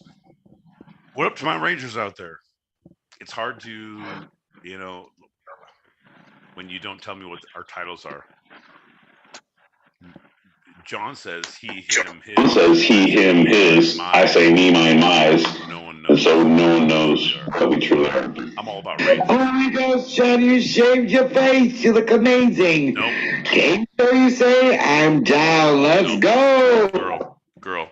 No, he looks like he's been stung by a bee and he's swollen. Like, do you have an EpiPen? Because look at that fucking fat face. Look at him. Yeah, but it's only to for my allergy towards comedy. So if you get much funnier, I'm gonna have to use it for that. 100%. I was like, wow. I didn't know a chin could grow that big after shaving, but apparently no EpiPen can stop my comedy. From the Red Surrey Ranger, what it do, fellas? That your boy Quabo. Right on. We're gonna jump to the next title. A 1966 movie, The Ghost in the Invisible Bikini. Okay. This one I actually know, which was because it was on MST3K. The only reason I know that I have not watched the whole movie, but I have seen the MST3K version of it. So it was in 1963. It was the Beach Party Bingo, that era of like, let's go crazy, and the kids go to a site that's right on the coast of Santa Cruz. They go up to some weird observatory, and during the point where they're all like, oh, we should make out, I'm like, something breaks. There's like, they lean against something and it breaks in a thing, and the guy runs and she's, oh no, and she becomes invisible, and the only thing she has is her bikini. So the rest of the time she realizes, like, oh, I can cover myself up and I can try to get but when she doesn't realize, and most of the time she's in a bikini, which is just literally a floating bikini, which is horrible graphics, John. Horrible graphics, which lend itself to MST3K great comedy. So what I would say, if you were to watch this movie, if you were like, let's see some old timey 60s weird sci-fi bullshit, no. You need to see the funny version of it, because it's as a movie standalone by itself, it's not good, folks. And so that John, you take a breath now. We now get to decide if I am actively telling the truth or if I'm lying. This is where you would say these words instead of you saying, that's right, you're right, you did the right thing. Maybe I'm trying to make you take a breath because you did not the first time. So ladies and gentlemen, those who are listening live, either through the YouTubes or the stereo app, please bring in your answer now. Does my boy Pete actually know The Ghost in the Invisible Bikini, the 1966 flick? Or was he just talking out of his butt? We're going to move on to the next one, and we'll get all the votes at the end. Okay. No, let's do that. Good idea. Good on you, John. Like, you're stupid as fuck in a lot of different ways, but you're really on point in a lot of others. So I feel like we counter each other. Good on you. Our next movie is the 1979 film, The Fish That Saved Pittsburgh. Oh, 79. I made a point of watching every single movie that was made the year I was born. And so The Fish That Saved Pittsburgh, it was basically, so it was earlier on, because when you think of genres of movies and thoughts and ideas. So remember Moonstruck? Of course. That was 1989, which was great. But it had the idea of, here's a savior of the thing. And so it was a fishmonger the fish who saved, and he was always aggressively trying to acquire the ultimate tuna. because he was always like all his family and all his fighting. He was like indigent. Things were not going well, and he's like, you know what? If I just got this, if I got my tuna, but he never had the money. When he did have the money, the one time in the movie he had the money, he went down to the dock. It was already gone, so he never got the cut. So, Yeah. but the idea, it changed a man in the idea of like, you know what? I'm okay where I am. I don't need to have a pipe dream. I'm good with life in general. I felt like it was very pedantic. It was telling you too much what it was telling you, instead of, because it was so early on, we didn't start getting real stories until early 90s. I was going to say late 80s. No, early 90s, you didn't get good storylines unless it was like Godfather or like something Right. deep. Like the majority of movies was bullshit. And so even when they had a message, they didn't have a message because they didn't know how to transpose the message. So I didn't like it. I felt like if it was, the idea could have been, like I said, a Moonstruck, an idea of if you transpose it to now, to a later date, of the idea of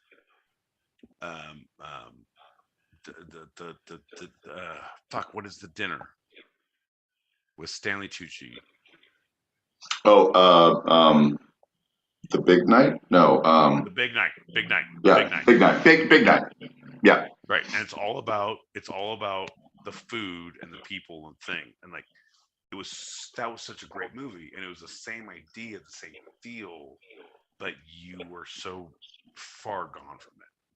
Yeah. So it was like, I don't like it because there's been so many better iterations of the feeling that you're trying to convey. So no, I say don't watch it. It's a good idea to understand where things come from, but no. If you believe that my boy Pete knows the fish that saved Pittsburgh, text in now at pound 2285. And if you believe that he was talking out of his butthole, pound 2286. Okay, make sure you vote for your favorites. And I'm here, 2285, folks. Don't worry about it. I don't know how these shows work, John.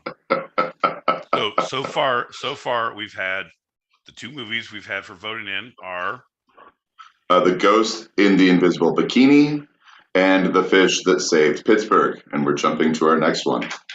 Yep.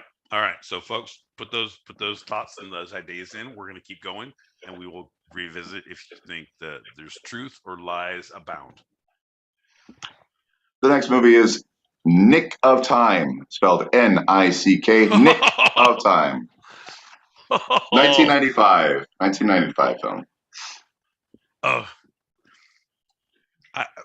here's the deal, John. Like, and I know that people are going to be like, all right, you're just reaching at things now because all you've been doing is watching TV shows.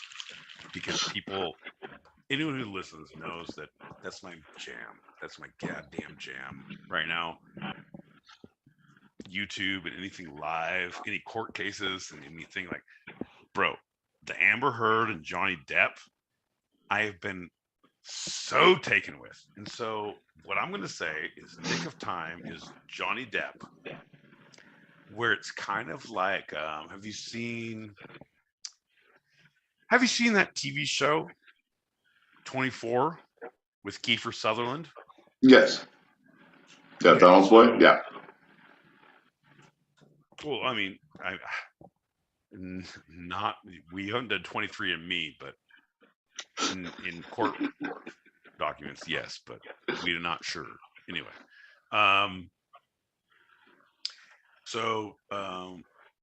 because I really like Johnny Depp and Amber Heard, I'm going to go say Johnny Depp plays the Jack weird person who is you know what?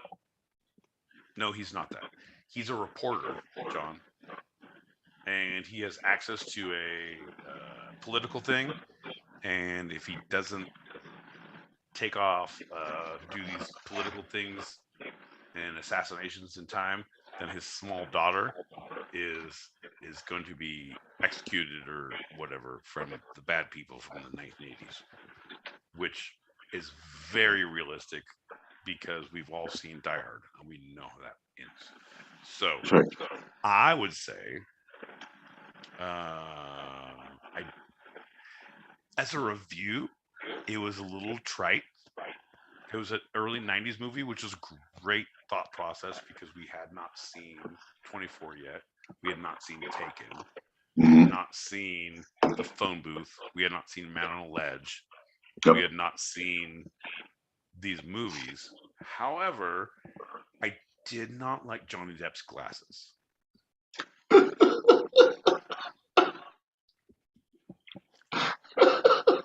And so if Nick of Time, N-I-C-K of Time, is actually bespectacled. Nailed it. Johnny Nailed Depp. it. You got it again, you fucking ginger. Nailed it. Let us know by texting pound 8225. And if Pete is just a whole lot of BS, pound 8226. Final moving. Come on, folks. 8225. I'm here. I'm on the stage. Like, all I need is your votes. All I need. Hey, if John puts the numbers up underneath, because we have all that production money coming in, those hot dollars. Call me. And our final movie is the 2006 instant classic, The American Poop Movie. You don't think that I know these things, like John. Okay, so first off, before I get into this one, let me just say that you are going to find movies that you find funny in the name and bring them to me and think that I have not watched them, which is brilliant. Which is like a fun little. No, girl, I wasn't even out there talking to chicks. I don't know what you were talking about. Like when you tell your partner, no, I don't know. What? Like, if that's believable, you, sir, are drunko. I know this movie because this is in my goddamn wheelhouse. John, let me take you down a little walk on memory lane.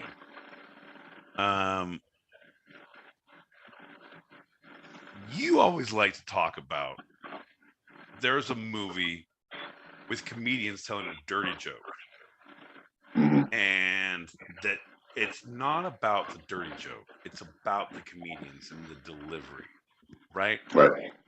And that is the Poop movie. And one of the best things about that, because they interview people about poop, which is off-putting 100%, because just as the Aristocats was awful and off-putting, so is poop.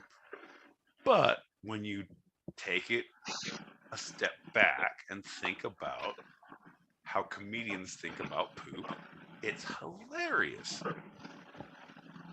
It's great, but not good, but great. What I would say, it's more of an educational. It's not what I would watch for fun. It's not like, oh my God, you have to see this. Oh my God, you have like. It's not the funny movie. It's not an intellectual movie. It's not I'm trying to learn something movie. It's like, hey, you've watched all the funny and maybe learned shit you have in your queue this week, and maybe you got to do work tomorrow, but watch this now. So what I would say, I would give it a 5 out of 10.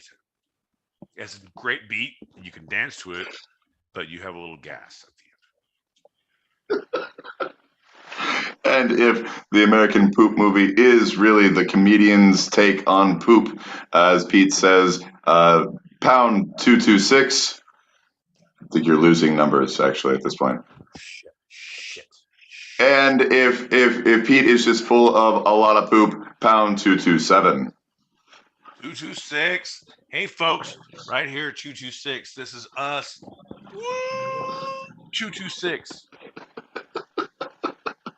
We'll give a couple more moments for the final tallies to go in, and we will jump to our first message. Thank God. You have to play that. You have to hit the button. You have to play it. You have to hit the button. I'll say this. I don't know the movie, but if you haven't seen this movie, you absolutely sold me that you've seen this movie. I believe you've seen it for 1,000. 100%. 100%. That was the first one. That was the first one. The first one she came in on. That was not Bedtime for Bonzo. That was Ghost Bikini Ghost. Ghost in the Invisible Bikini. Yeah. Right. Well, I mean, I don't have time to say all those words, John. When you've been working with ghosts wearing bathing suits or lingerie as long as I have, No. You just get straight to the point, John. You just get straight to the point. So, do you want to play the rest of the messages? Yes, and then we'll play them all, and then we'll have the reveals. That'll be great. Like you're doing really good. Really good.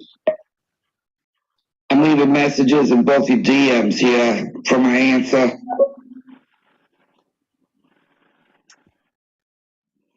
I don't know what that means, John. Oh my God. My boy Pete, you have a towel. You do not know this movie, Nick of Time. Good try, though. Good try. Okay, so John. So you need to keep tally because you're not keeping tally, and you're just playing a message right now. You are. Okay. You have the first one. You have this one. You have that one. Okay, go. Yep. Keep going. Well, also we have I just sneezed. We have some DMs. So let's see. Pete does not know the fish from Pittsburgh. No way, Nick of Time, and poop movie. No way. So I have those tallies. Hold on. No reveals. Okay, no reveals. All right. This is all from MFA. We're going to continue with the messages. I'm ready. I'm sorry, fish. Hello guys, MFA, Zippy. Where you I at, just girl? thought I'd pop in and say hello. No. I gotta go check on someone else real quick, and I'll pop back in if you're still going. I'll talk to you soon. God damn it! You can at least keep your phone on, so we know you're safe. We worry about you. Call us. Call us back. You guys are just making these movies up. It's a great poop movie. What?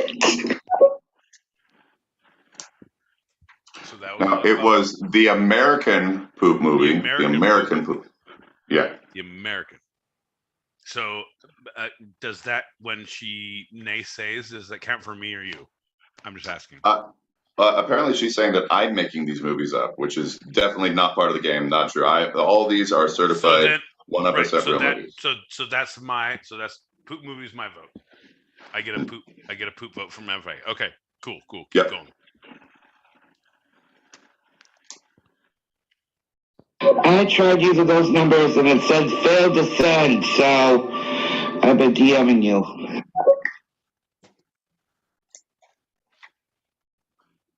All right. Well, that is all of our. That's on you. Why is it on me? When you say pound 286 and you make people and you keep repeating the same thing and people can't do it, and you're like, what do you mean? That is on you. Oh, right.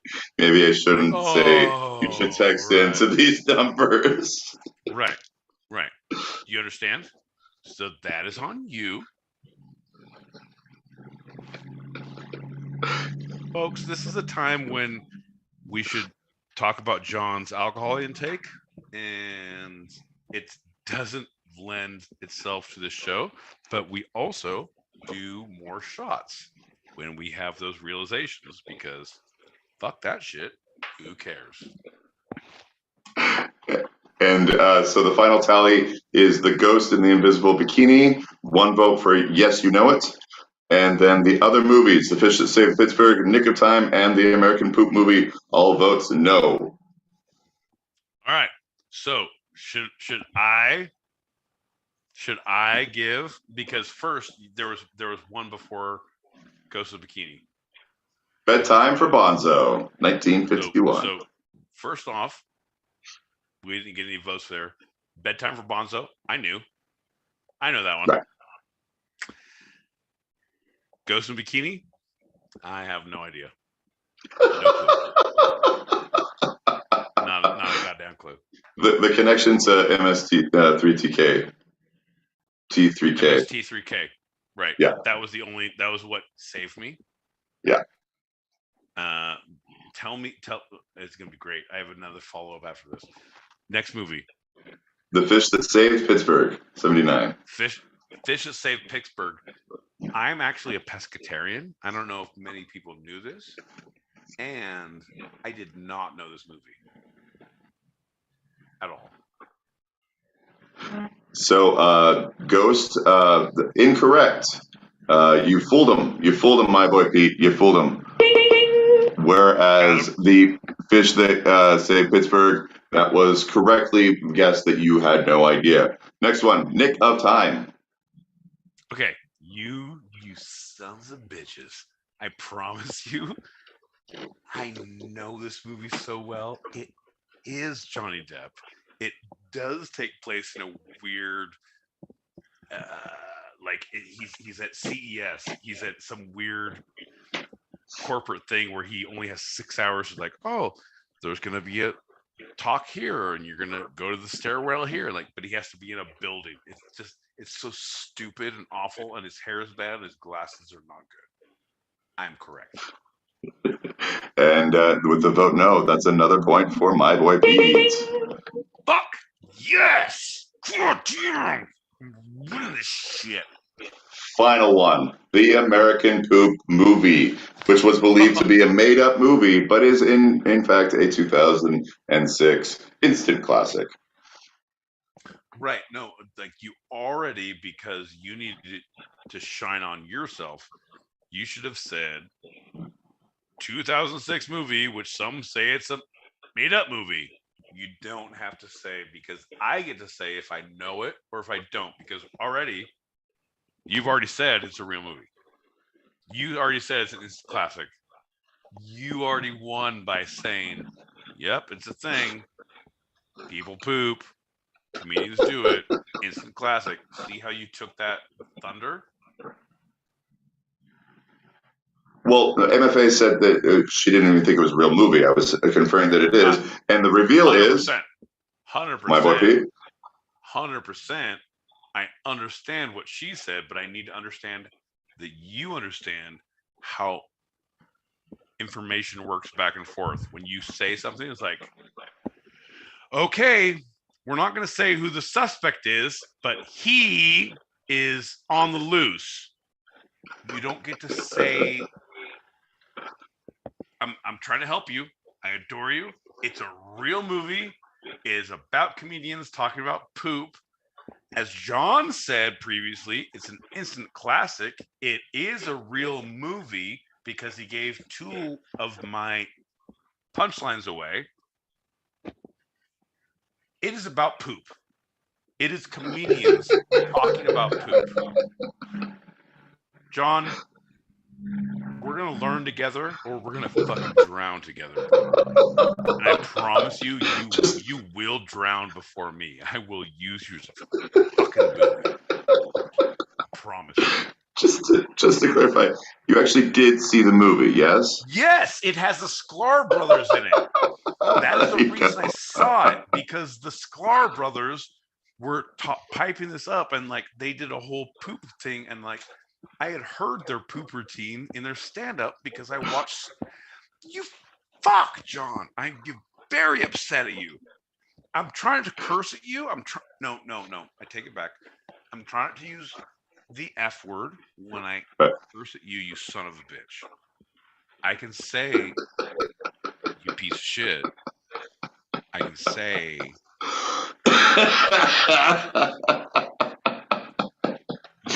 your beard is lonely because your face is so sad right now. I can say these things, but I am not going to say the F word at you. I will say the F word, John, but I want you to know that you are appreciated. You are seen.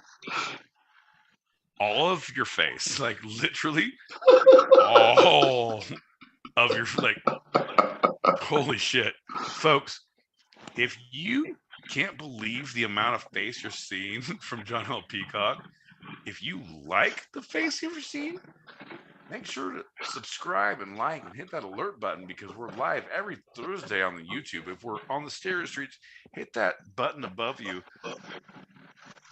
You're trying to grow the goatee back, and it's fucking weird, and literally it goes up here and not here. I have nothing to talk about, John, but I need you to know. No good, man. The final tally is the guessers 1, my boy Pete 3. I am a goddamn golden god. I am a golden god.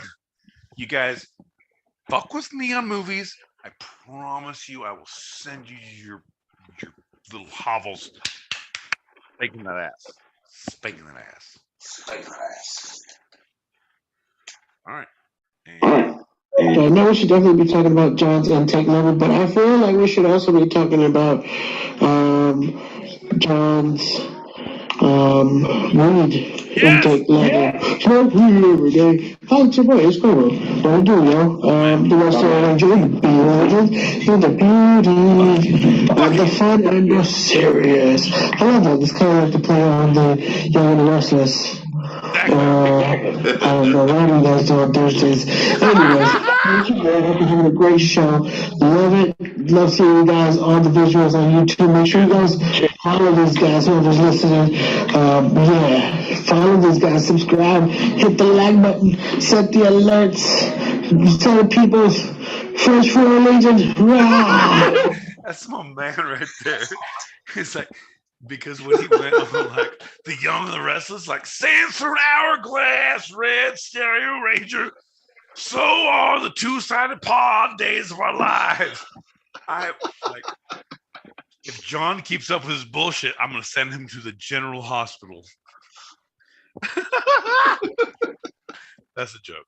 John, are you playing more messages? John, are you playing more messages? And the Oscar goes to my boy Pete for fooling one MFA.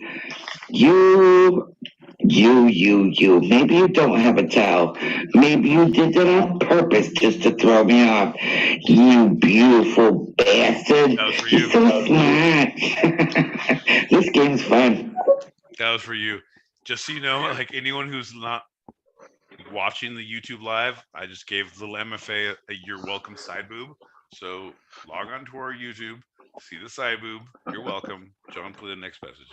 If you were offended by it, it wasn't for you anyway. It wasn't for you anyway. It's an adult show. It's two-sided. Shit. Sorry. Sorry. What's going on with the no cursing thing? I mean, Pete, this has got to be killing me. But check your blood pressure.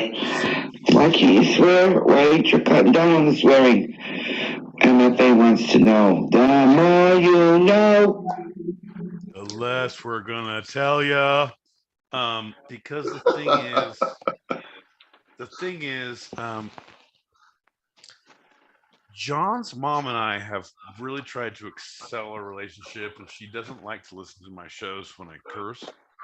And I'm really trying to, like, she wants to be part of the growth that is my boy Pete and John L. Peacock and the two-sided.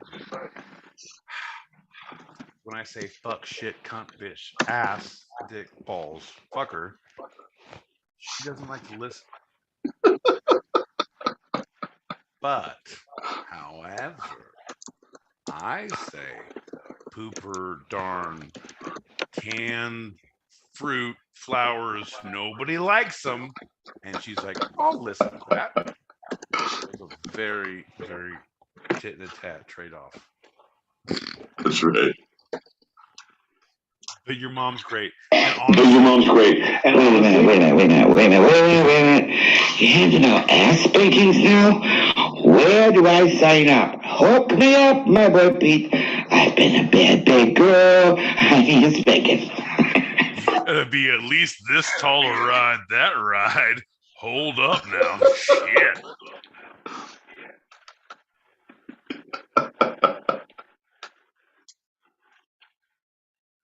You're not. I had a sneaking suspicion that it had something to do with Lady Peacock. I think it's wonderful that she's listening in and participating in all the things, and you're accommodating her, because she's an absolutely lovely, lovely lady. Here's the deal. I totally 100% agree. 100% agree. But I would actively insist that she changes her username to the Lady Peacock, because you're in my streets, girl. You're in my goddamn house.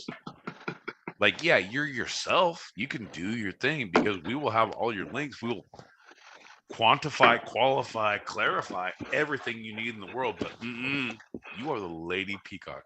MFA, this is why I love you. Do you want another one? No, she's not watching, because she would have fucking reacted if she saw the side boob.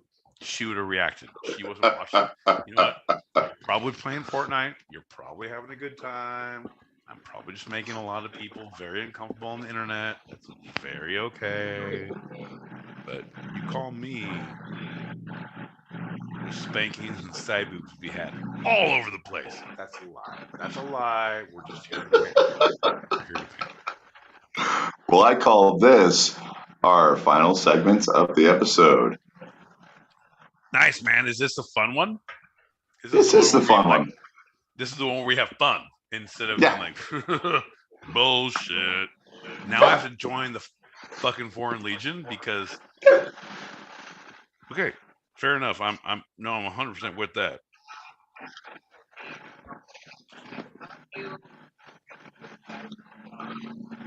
There you go. You're wrong. There you go. Now you have to go back to YouTube and watch it because you didn't see it and you think about it, and it'll haunt you in your dreams. It will actively promise you it'll haunt you in your dreams. Whose side boob? This side boob. Ooh. Whoa! Cheers, everyone. Fuckers! See, can't run political office now.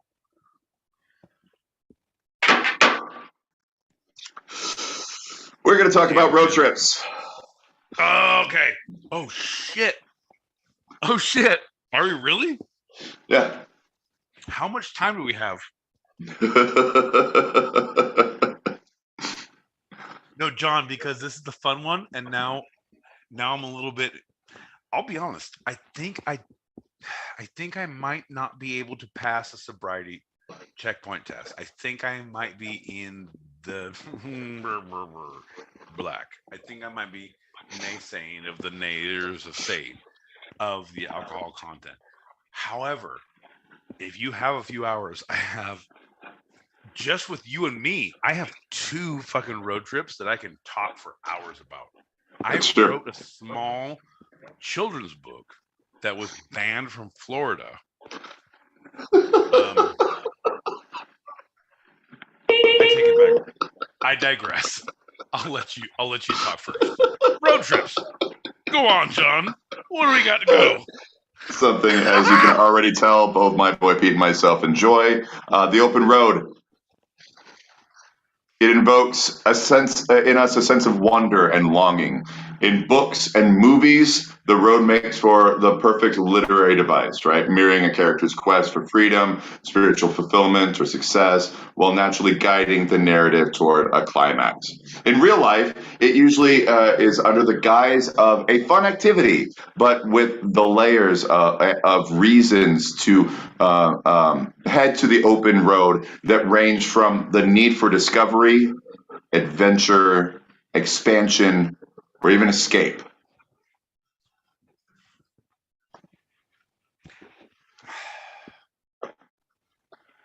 I'm having a hard time here because I agree. Yes, and yes, you shaven face ginger piece of crap. 100%. However, I wish that I had the words in front of me to read what you were saying, because you said them so disillusioned, so non-committal, so not specifically of what you have done, what I have done, what we have done on the road. It just made me unsure. I became unsure. I didn't know, and I just wanted to support you more. I don't know if I can right now. Take a breath. Let's talk about road trips, because one finds their path on the road. One finds disillusionment in a stagnant place in life. And it doesn't have to be moving. It's not moving. No. Right? You're not, it doesn't have, it's not about the position. It's about the disposition. It's about the thought process. It's about, I can take a road trip with you, John, like literally, bro. Like Thursdays are my road trips with you. No. Like you're, oh shit, this motherfucker's in the Dirty Mitten. Oh, back in New York. Oh, Roanoke, Virginia. Woo! Where they ate people, you guys. I don't know if you saw a live. MFA will know. What is the movie in Roanoke, Virginia, where they ate? It was the Certainly Not Alive. That's the Spanish soccer team. John. Don't try to help. Like, don't try to help. It wasn't Dawn of the Dead, because that was a zombie movie. Well, you said Alive, so I was making sure. Yeah, we all know it wasn't that movie. Right. It wasn't. No, it wasn't Die Hard, because there was no Nakatomi building anywhere in that whole movie. It wasn't Stand By Me, because there was no train tracks, and Kiefer Sutherland wasn't a bully. Also, John.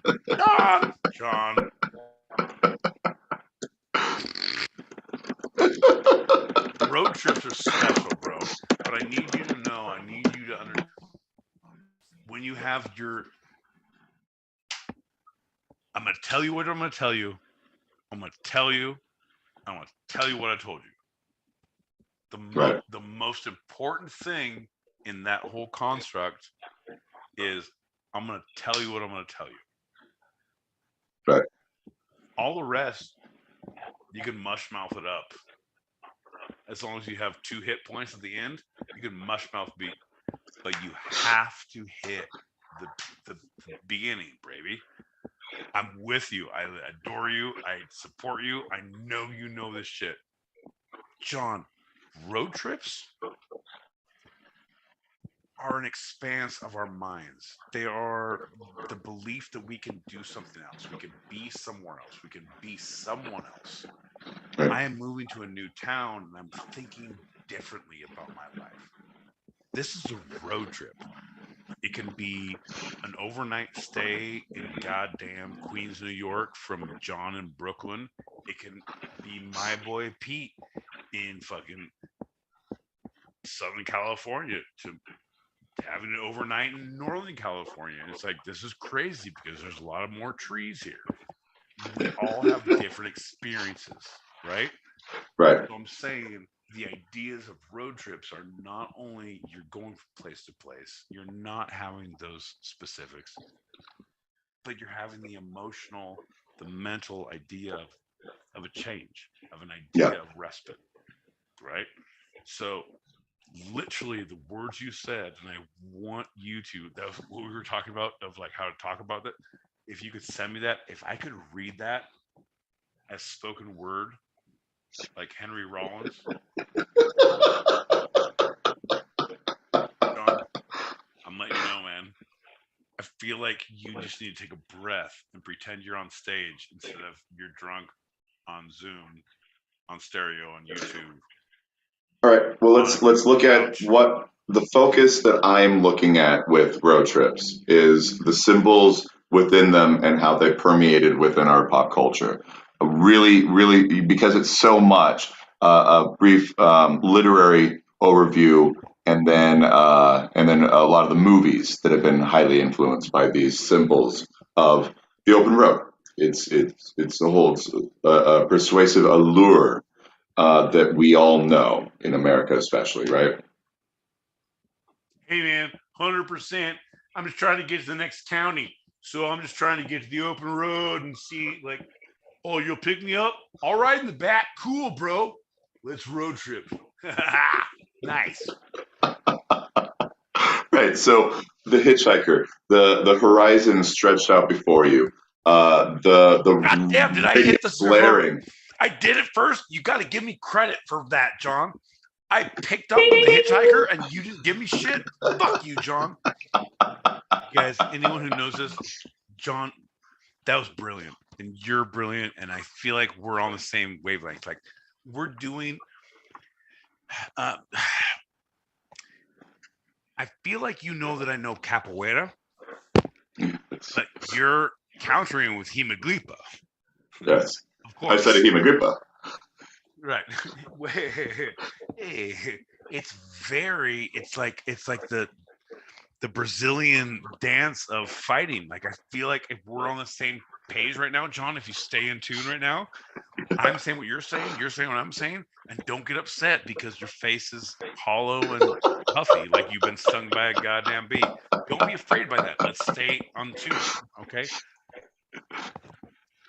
Yes, so these symbols, the horizon stretched out before you, the gas stations, the good friend beside you, and the whole world in front of you, right? Freedom, adventure, companionship. These are tropes at this point.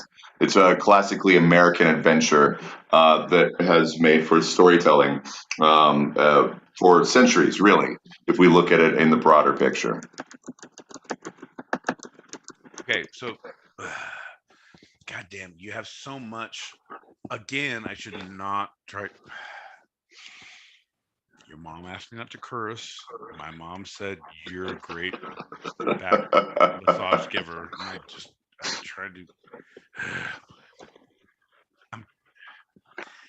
There's so much information you're giving in the beginning of the things, of the specific things. Of it just makes me like, ah. How do I continue? How do I continue, John? But you know what? John's pacemaker is going off. We got shit to do, so.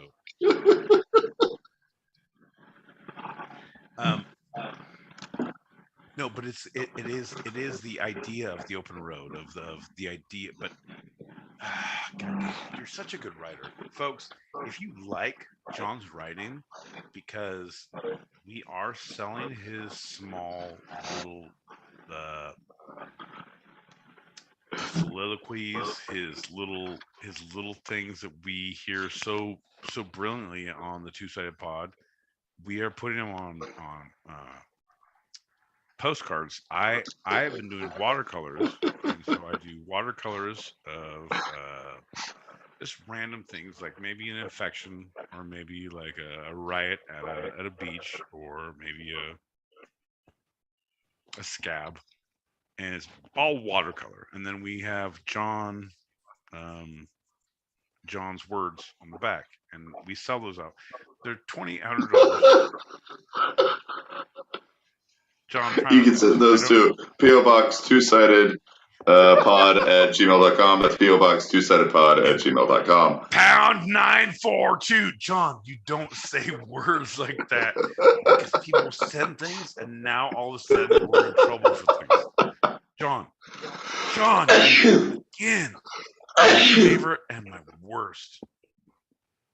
I'm allergic to your ginger. Oh. What else about the road trip? Because we were just talking about the hitchhiker, which John Wayne Gacy was a fan of, but let's talk more about road trips. Right. So Homer's epic The Odyssey is the prototypical example of the road trip genre. His sequel to the Iliad tells of Odysseus as he journeys home after the Trojan War. Oh, it's like any sequel is like, oh, you guys like Star Wars? Well, you'll love Empire Strikes Back. However, he hits Dagobah. Like, it's the sirens. Like, just wanna fuck over here. It's like, nah, come on. Took him 10 Yes, she years. is. Awful, awful, awful, awful, because you are falling into the trope of literature being always correct. That is. Nope. I'm ready, John. Keep going. I'm ready. Mark Twain's Huckleberry Finn was one of the greatest travelers in American literature. No. Here's the deal. I'm going to cut you off right there. Number one, Mama Peacock, I apologize. Fuck you, John. Continue, because I know what's happening next. And what really popped in American literature in the mid-20th century would, of course, be Jack Kerouac's semi-autobiographical novel, On the Road. Not to be confused with The Road by Cormac McCarthy. That's a little bit of a different road trip story, but On the Road. Look at this guy. So I just need everyone to understand what is happening here, because John has just proffered a lot of literary ideas of road trips, right? He has not talked about specific people who know road trips. He's talking about authors. He's talking about things, and then he also had to clarify, quantify that The Road is Cormac McCarthy, right? Which was John, hear me out, because he also did No Country for Old Men. But if you're talking literary, if you're talking about The Road, that was a movie with Viggo Mortensen, and they ruined the book, John. I love me some Viggo Mortensen. Have you seen Van Helsing? Great, but horrible, but great. But you want so much more from The Road. It was the same thing as The Postman when they did Kevin Costner and fucking Tom Petty. Yep. Who the fuck did he blackmail to become an actor? Like, oh, you look homeless. You look like you're in post-apocalyptic world. Like, that is all I'm doing this for, John. That is literally, if I have somewhat of some sort of semblance in the world of life, I'm like, oh, we know him. Like, look at him. He looks homeless as shit right now. Let's do a weird fucking B movie with this guy. That's all I'm trying to do until the end of May. That's all I'm trying to do. But road trips. All right. Sorry. So, as my boy Pete pointed out, both On the Road and The Road were adapted into films. Both of them, not so great. All right. No, awful. Both compared awful. to the books, I will right? not tell you. I will not let you fucking get by with this shit, because right now I'm very upset about your alcohol intake, mine, the way that literary fucking knowledge is going in this world today. John! No, it was not good. On the Road, not good transition from the book to the movie. Right. The Road, adaptation, horrible. The adaptation. I know you know what? I'll let you talk with your goddamn puffed up face. You say whatever you need to say. We talked about adaptations last week. If you like what you're hearing, listen to our segment on adaptations. All right. With that, the no road trip movie show or experience would be complete without the music that captures the spirit of the journey. There is a Times Out article, the 50 best road trip songs of all time, that include the fairly obvious musical fare from Bruce Springsteen's Born to Run, Prince's Little Red Corvette, Arcade Fire's Keep the Car Running, and several decades of musical hits in between.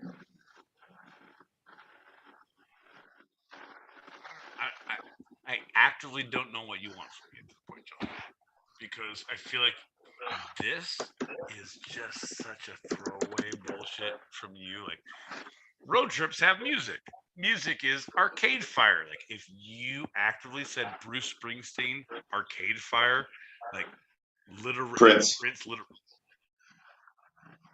No, I know. I said all three of them. If you think that road trips and music are revolving around those because you've done the research and wrote the words to say the things, revolve around Arcade Fire, Prince, and Bruce Springsteen, I promise you, John, I will never get in a car with you for more than 30 minutes again. I promise you. Baby Jesus, I promise you. So, well, don't worry about it. Because they don't worry about it. Oh, now you're threatening That's me, fine. John? Fuck you. So don't you worry about it. Because they say Little Red Corvette because the car. Bruce Springsteen on the road again. Born to Run. No, you're talking about a reference to it. Now I was angry, and now I said things, and John didn't talk right, and now I'll still ride with you in a car 30 minutes later, but figure out your music, John. I'll be quiet. Go.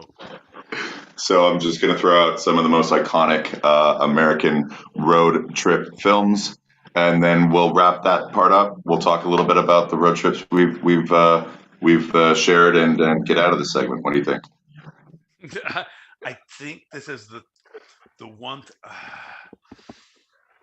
John, I adore you. I love you like the brother in the tub. I love you like the two twins I ate in the womb. You are my favorite of all. However, there's so much to unpack on this. I want to talk about Belfast, and I want to talk about with Zippy. We have never even addressed that. Cool. Here's more shit I want to talk about. Let's talk about road trips. Like, you're limiting me to no music, to no response to your choices, to none of this bullshit, into the two. We've taken road trips together, but our two giant road trips, and you're like, yeah, we got 10, 20 minutes. Let's get both of those in, nail them down, move on. Like, who, baby Jesus, do you think you are? This is ridiculous. So no, I'm 100%. I'm with you. I will do whatever you say. I'm learning. No. I don't like how puffed your face looks. No, I'm digging it. I actually I think that we should save that for part two. We should have part two of a road trip. So let's just wrap up part one with so we give them the time that they deserve. We give them the time they deserve. So no, I'm with you. Let's do a part two, but I'm actively making you, if you try to do some bullshit next week that you fucking listen to, like, oh, it's like about kittens. Like, fuck you, John. I'll stab you. I'll fly out. Not in the throat, but I'll like in the leg. You'll limp. Fuck you. I'll get you. But I'm saying, let's do, like, finish music. Let's finish road trip music. Let's finish ideas of movies of road trips. Let's do something instead of like, hey, you know what? 78 people died in the road trip of this anything. So I like music. Like, what? Ooh, you can't move on from music. You can't move on to our shows. You can't move on to. It's music, movies, or our personal interactions. Right. And right now, you can't do. Give me one, John. Give me one. Like, be happy with it. No, but don't look at you with your puffy face. Be happy. Figure out one and be happy. All right, Easy Rider. Like one of the classic road trip movies. So we're talking, Easy Rider. So we're talking movies now instead of music that we did at the beginning. So we want to talk about movies. Yes. Yeah, how I want to finish it is, and each of these movies that I'm thinking of has a really classic soundtrack to them, and that's what that was Right. the link from of the soundtracks into these iconic movies. Which is awesome. So because right now I need to take a breath with you. How about we just, John, throw your hands up. Hey, do you like roller coasters, John? Do you like to give Yeah, up control? yeah. Woo! Look at this motherfucker. What we're doing, we just did a reverse two-sided fun podcast. So we are now talking about road trip songs. I don't want to talk about movies.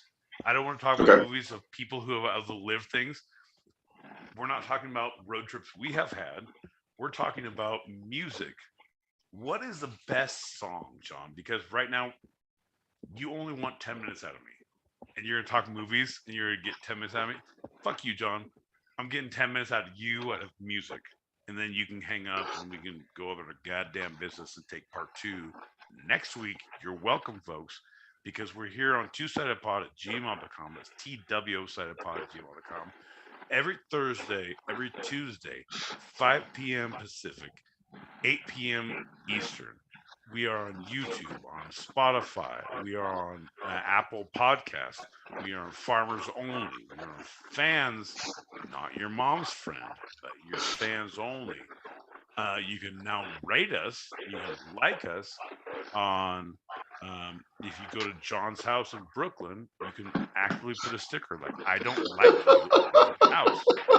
You can come to my house, and I promise you, you'll probably be shot before you get there. Not for me, like it's not my neighborhood. I just live here. I'm just saying. The song. Let's talk. Yeah. The song. Let's talk about the music. What is so? John, this is my question to you. Like, we're gonna finish all of your thing. Remember the research you did? Yeah. Hey, look down the page. See all that research? You got 2.5 pages left. You got 2.5 left, right? At least 2. Right? Minimum, right? Hey, yeah. Put those in the save folder because Daddy's got you. We're doing reverse two-sided. Remember how we talked about this? Yeah. Welcome to the party. All right, folks. So what do you think about when you? Because I'm going to go ahead on a limb and say we all have to text our significant others and let them know how long it's going to be. Like, it might be a minute, it might not. We're all present and we can all hear what's happening, but maybe I don't open the door. However, I'm just saying, you get in the car like, oh, I'm going to go down to Circle K for a pack of smokes. Versus, okay, I'm going to go to, well, I don't know where you guys live, like, but literally, I know where you all live. So, 20 minutes away from your house, I know where you live. Like, you got a 20-minute drive. Like, all right, I can listen to a station radio. I can listen to an album. I can listen to a CD. I can listen to a something. Versus, like, what John and I, because that's the whole thing. East Coast, West Coast. East Coast, you can drive 6 hours in like 15 states. And like, there's like, Right. you can pick up hobos. You can like get gems. You can like, I'm pretty sure that's where all gamers come from because there's a very definite weird. Anyway, but West Coast is like, all right, I'm doing this if I'm going somewhere and changing my neighborhood and changing my idea of my thought process of where I'm going. You have to drive 6 hours, 8 hours. Yeah. Northern California, Southern California to Nevada, New Mexico, Arizona. Like it's literally any drive is like 6 hours, 7 hours just to get to one state or a different part of the state. Cool, no problem. But when you do, so there's big drives, there's little drives, there's no drives, right? Yep. Here's the deal. There's the big three, folks. If you like what you see, if you can't believe what you've seen, if you don't understand why John shaved his beard and he looks swollen right now, it's mainly because the question is it a little drive, a big drive, a long drive? So in my world, there's three types of music: the little drive, the big drive, the long drive. Or music, but audio. What do you do on your little drive, your middle drive, and your big drive? Yeah. So John, for the little drive, I want to ask you what you do on your little drive. Where you are station. in Brooklyn, New York. Yep. Local station. No, but what is that? Shout out to 1011. New York's premier. Suckers 101. You think we're stuttering, but we're not. We're doing hip hop all the time. Actually, I don't know. You're probably not doing hip hop. You're probably doing old school, golden oldies, 10111. What your grandma listened to before she died in a horrible wheat threshing accident. From classic rock to today. God damn it, John. God damn it. All right, fair enough. All right. No, we're good. Lighting around. Yep. Moving on. What is your... Don't look at me like that. Don't look at me. Get all fucking laughy and puffy. I don't like it. What's your middle ground? What is your, like, all right, gotta go. I'm in the car for 2 hours. What are you doing? Talking Heads Radio on Spotify. Because it's going to be Talking Heads and Talking Heads influence music, and it's perfect for those kind of trips. So the Talking Heads, Spotify. Yep. Okay. No, that's good on you. No, I'm with you. And that's the hour. That's the 45 minutes. Yep. Okay. Good on you. Like anyone who's actively listening, write that down, because if John says it for a 45-minute drive, a 30-minute drive, I promise you it's going to be worth its goddamn weight in salt. Put that shit down. Let's talk now. Let's talk about, like, when you are moving a body from the East Coast to somewhere in the Midwest. Like, there was, like, if you kill them, you should come to Iowa and bury them. And that was the old... No, that's not what this movie was. Anyway, if you're doing long-term driving, I guess that's what I'm saying. If you're doing long-term driving, what... Yep. Because you're not going to listen to things. If you do listen to things over and over and over, you're a psychopath, which is great. But you usually have someone there to help you not be a psychopath. What do you listen to in your long-term road trip?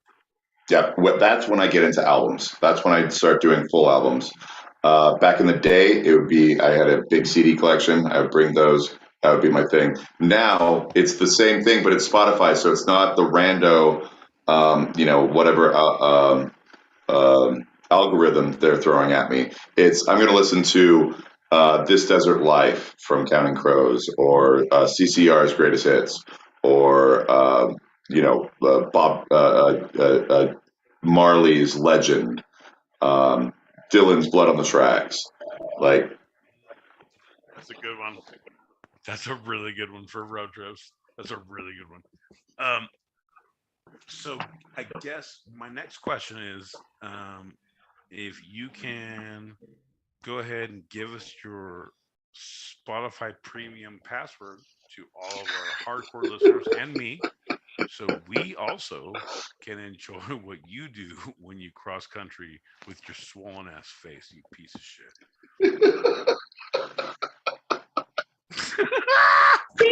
God damn, I love you so much, bro. I fucking love you. That's the only time you're gonna hear me say I love you. Like you're fucking. You gave like I'm with you on all the music. I'm with you on everything. Like, and you still let me talk shit. Like, god damn it, folks! If you like what you've seen, if you can't believe that there's emotions like this and feelings and connections that should not be, because I promise you, they will not be. Like one will sacrifice the other. Have you seen, um, John? John, please. I have the conch, so let me be piggy right now. All right. We Lord of the Flies the shit out of every goddamn Thursday, every Tuesday. If you like what you hear, if you can't believe the literary conundrums, the ideas of musical shenaniganry, the idea that John needs to have an EpiPen to make his face stop swollen. Look, no, put your head down. No, not that down. Ah, no, that looks like fucking horrible horror movie. We are all, folks, we're all gonna die. Welcome to Two Sided. If you like what you've seen, you can't believe what you heard. We're on YouTube Live right now. Hit that button. Spotify, you can like us, you can rate us, you can belittle us, you can berate us, you can all the things that might irritate us. Folks, just get on. All we ask is just get on. Nobody needs it. Nobody needs an intervention like a two-sided right now. So you could be the reason for the season. That's all I'm saying. Ain't no intervention like a two-sided intervention. Ain't no intervention like a two-sided intervention like hey now. Woo! Are we hammered and yelling on YouTube? My neighbors are gonna be very upset today. Very upset. So next week we are going to follow up with part 2 of Road Trips. We're either going to talk about movies, our own experiences, or a combination thereof. Yeah, we're gonna talk about all those things, but literally we didn't even talk about any of those things because I had no through line, and now you're trying to get a through line. So no, let's play some messages and let's not talk about what's happening next week. And you shut it down. Shush. John.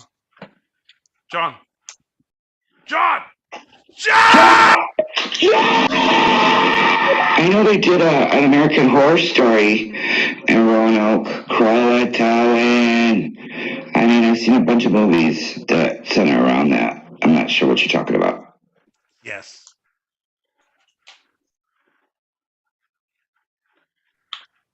Still nothing? You still don't remember what it is?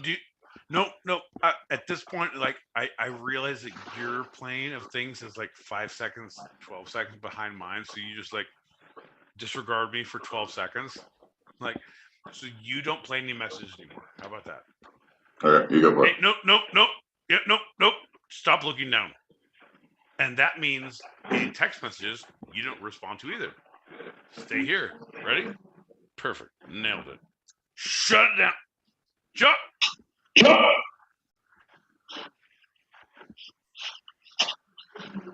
What's that one movie with Tom Green in it? They're doing a road trip. Something about him getting into college or meeting some girl. All I know Dave, I'll is be out of the hotel room in a second. I remember he puts French toast on his pants and then serves it to somebody. I also distinctly remember he's in his living room and he's got all these sausages tied to strings and he's playing some kind of piano and his dad walks in and he's like, "Daddy, would you like some sausage?" Great road trip movie. Okay, so that was Road Trip. That was literally called Road Trip, yeah. That was literally called Road Trip. But what I loved about the other great road trip movies, because Charlie's Angels when he fucked Cameron Diaz. He's like, "Is it the Chad? Is it the Chad?" And John's like, "Is it my phone? I'll text him my phone."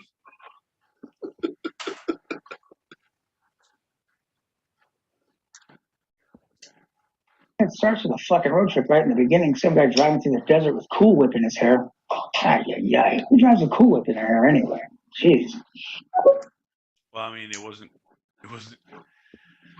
I'm glad you said Cool Whip because it was not. You've seen something about Mary, right? So the whole thing was very. Everyone was very excited. Too excited. We're there. You're not helping, John. Oh crap! I think the name of the movie is actually Road Trip. Hi, lady.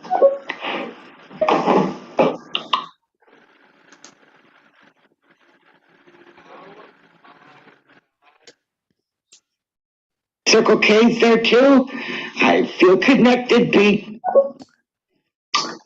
No, the more I hang out with John, I feel like he's a jerk. I'm like, there's a goddamn fucking cracker because he won't stop looking at his phone. Like I said, don't stop it. We're almost done, and he can't stop. No. So every time you play a message, I need to switch it over so that the people on YouTube. Easter with my sister, and although I asked her to put some music on, she put on NPR instead, which lulled me into a sleep. So the 4-hour road trip went by really fast when you sleep. Of course, I was riding, not driving. If I'm driving, I'm rocking out heavy metal music, whatever the station, no matter where I go. I really want to, if I ever have to die in a car, I'd like to go in my sleep like my grandpa, instead of like all the passengers of the car screaming for their lives. So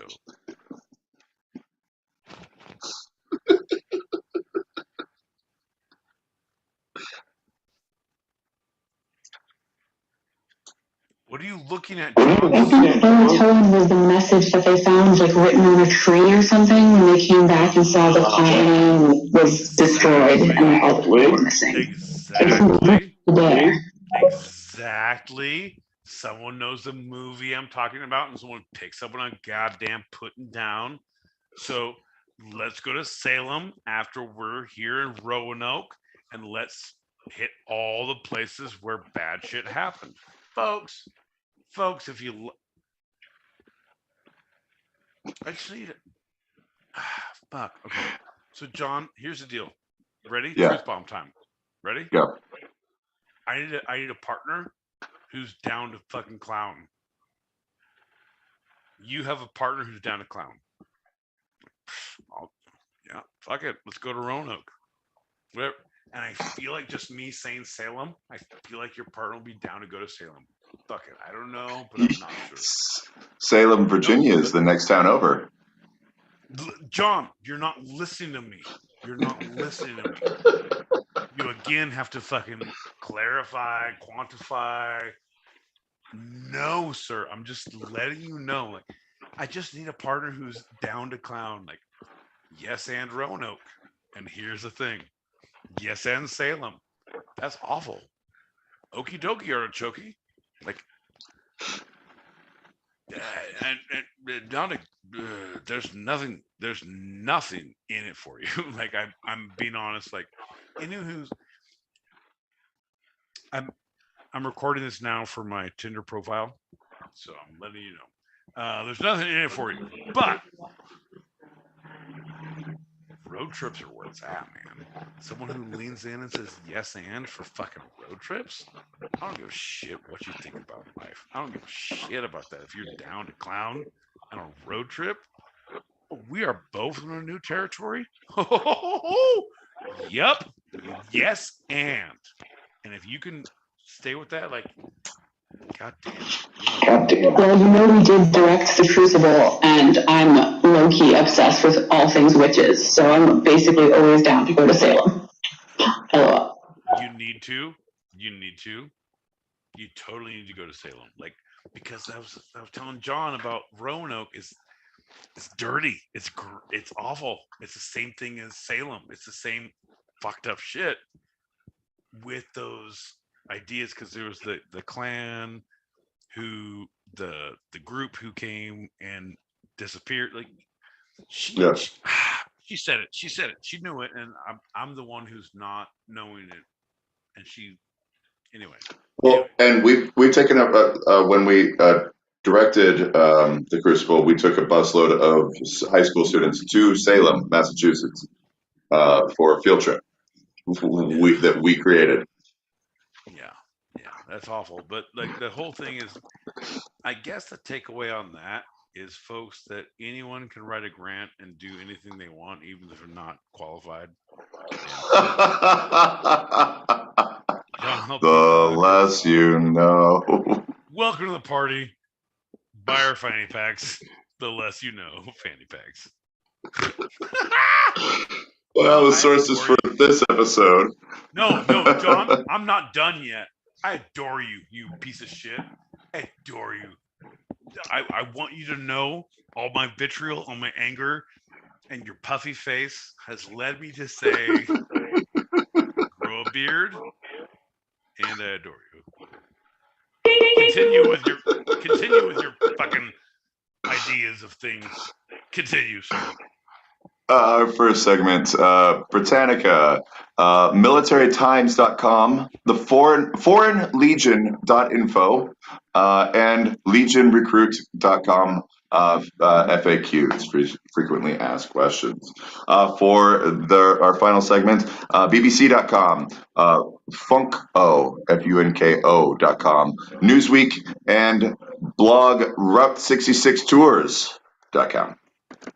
Yeah, no, but we don't get to say Route 66 tours yet because we did not reference those, and you have not done your due diligence because I stopped you, and I need you to understand what things are. So no, we did not reference those. John, we are having a goddamn conversation, and we're following through on episode 2. Speaking of following through, for this episode, my boy Pete, is there anything you want to take a second look at, a second opinion, a second chance? This is Pete's Retraction Corner. Oh, John! Oh, John, I'm so glad you asked. One of the things I have been thinking about that I need to retract is mainly that you are allergic to bees. It's not so much that you need an EpiPen, you just need to grow a beard. And I apologize for saying that. Mea culpa, mea culpa, mea culpa.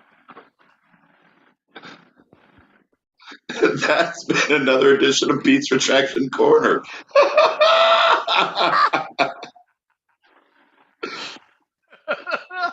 Stupid as shit. Oh my god. Oh my god. John, let's we got one more. Hey guys, I hijacked my hubby's phone. Sorry I've been rude, I got distracted. Hello everyone, how are you? The foxes. Like anyone who's out there, if you're not following, find the foxes. Foxy Lady, Mind Fox, follow them. They have Oh yeah. Cannabis, right? Cannabis in Canada. John, I'm trying to do my best work right now. I need you to be quiet. Cannabis conundrum. See how that worked? Yep. You there you go. Quiet. Everybody wins. But no, it's full on cannabis conundrum.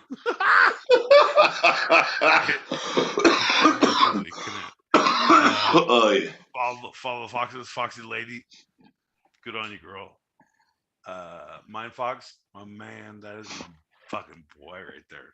So And they will have some shit to talk about of road trips, like moving on, because these fuckers have done road trips, like hardcore road trips, like long state to state. Like, Yeah. and so I would be very interested to hear of how they how do you pass the time? Because like you're both entertaining as shit. I'm with you. But at some point, it gets to be like, could we put on Prince, Little Red Corvette, or something? I don't know, man. I'm not sure. Raspberry Beret, baby. Yeah, no, like, no, John. This is what it sounds like when the doves cry.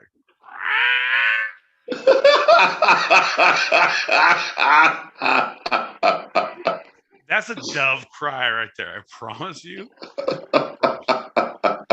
I am an aviary expert. Let's take a shot. Thank our listeners and get out of here. What do you say? All right. You know, I'm with you. I don't like the tone of your voice, but yep. I'll adhere to your rules. Look at you, you puppy face fuck. Look at you. Hey, have you ever seen a swollen faced ginger in a hotel room? Well, folks, if you log on to YouTube right now, you can. Cheers. Cheers. Thanks for listening, everyone.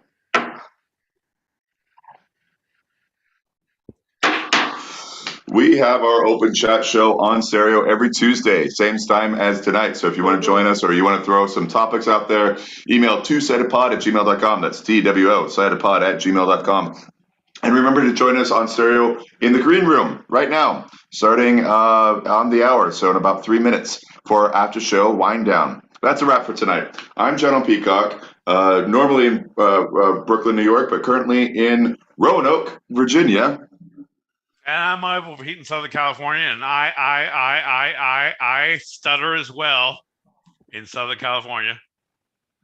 And this was our show. You can listen to our shows wherever you get your podcasts, and you can also join us live on the YouTube channel, Two Sided Podcast, and on Stereo app every Thursday, 5 p.m. Pacific, 8 p.m. Eastern, as we talk about the two sides of life, the fun and the serious, here on Two Sided. And don't be afraid to rate us, John. Don't be afraid to rate us.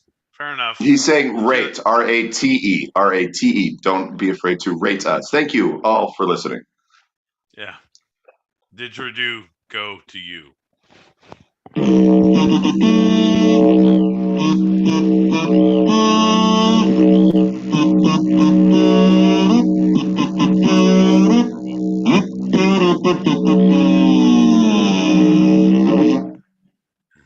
do we go?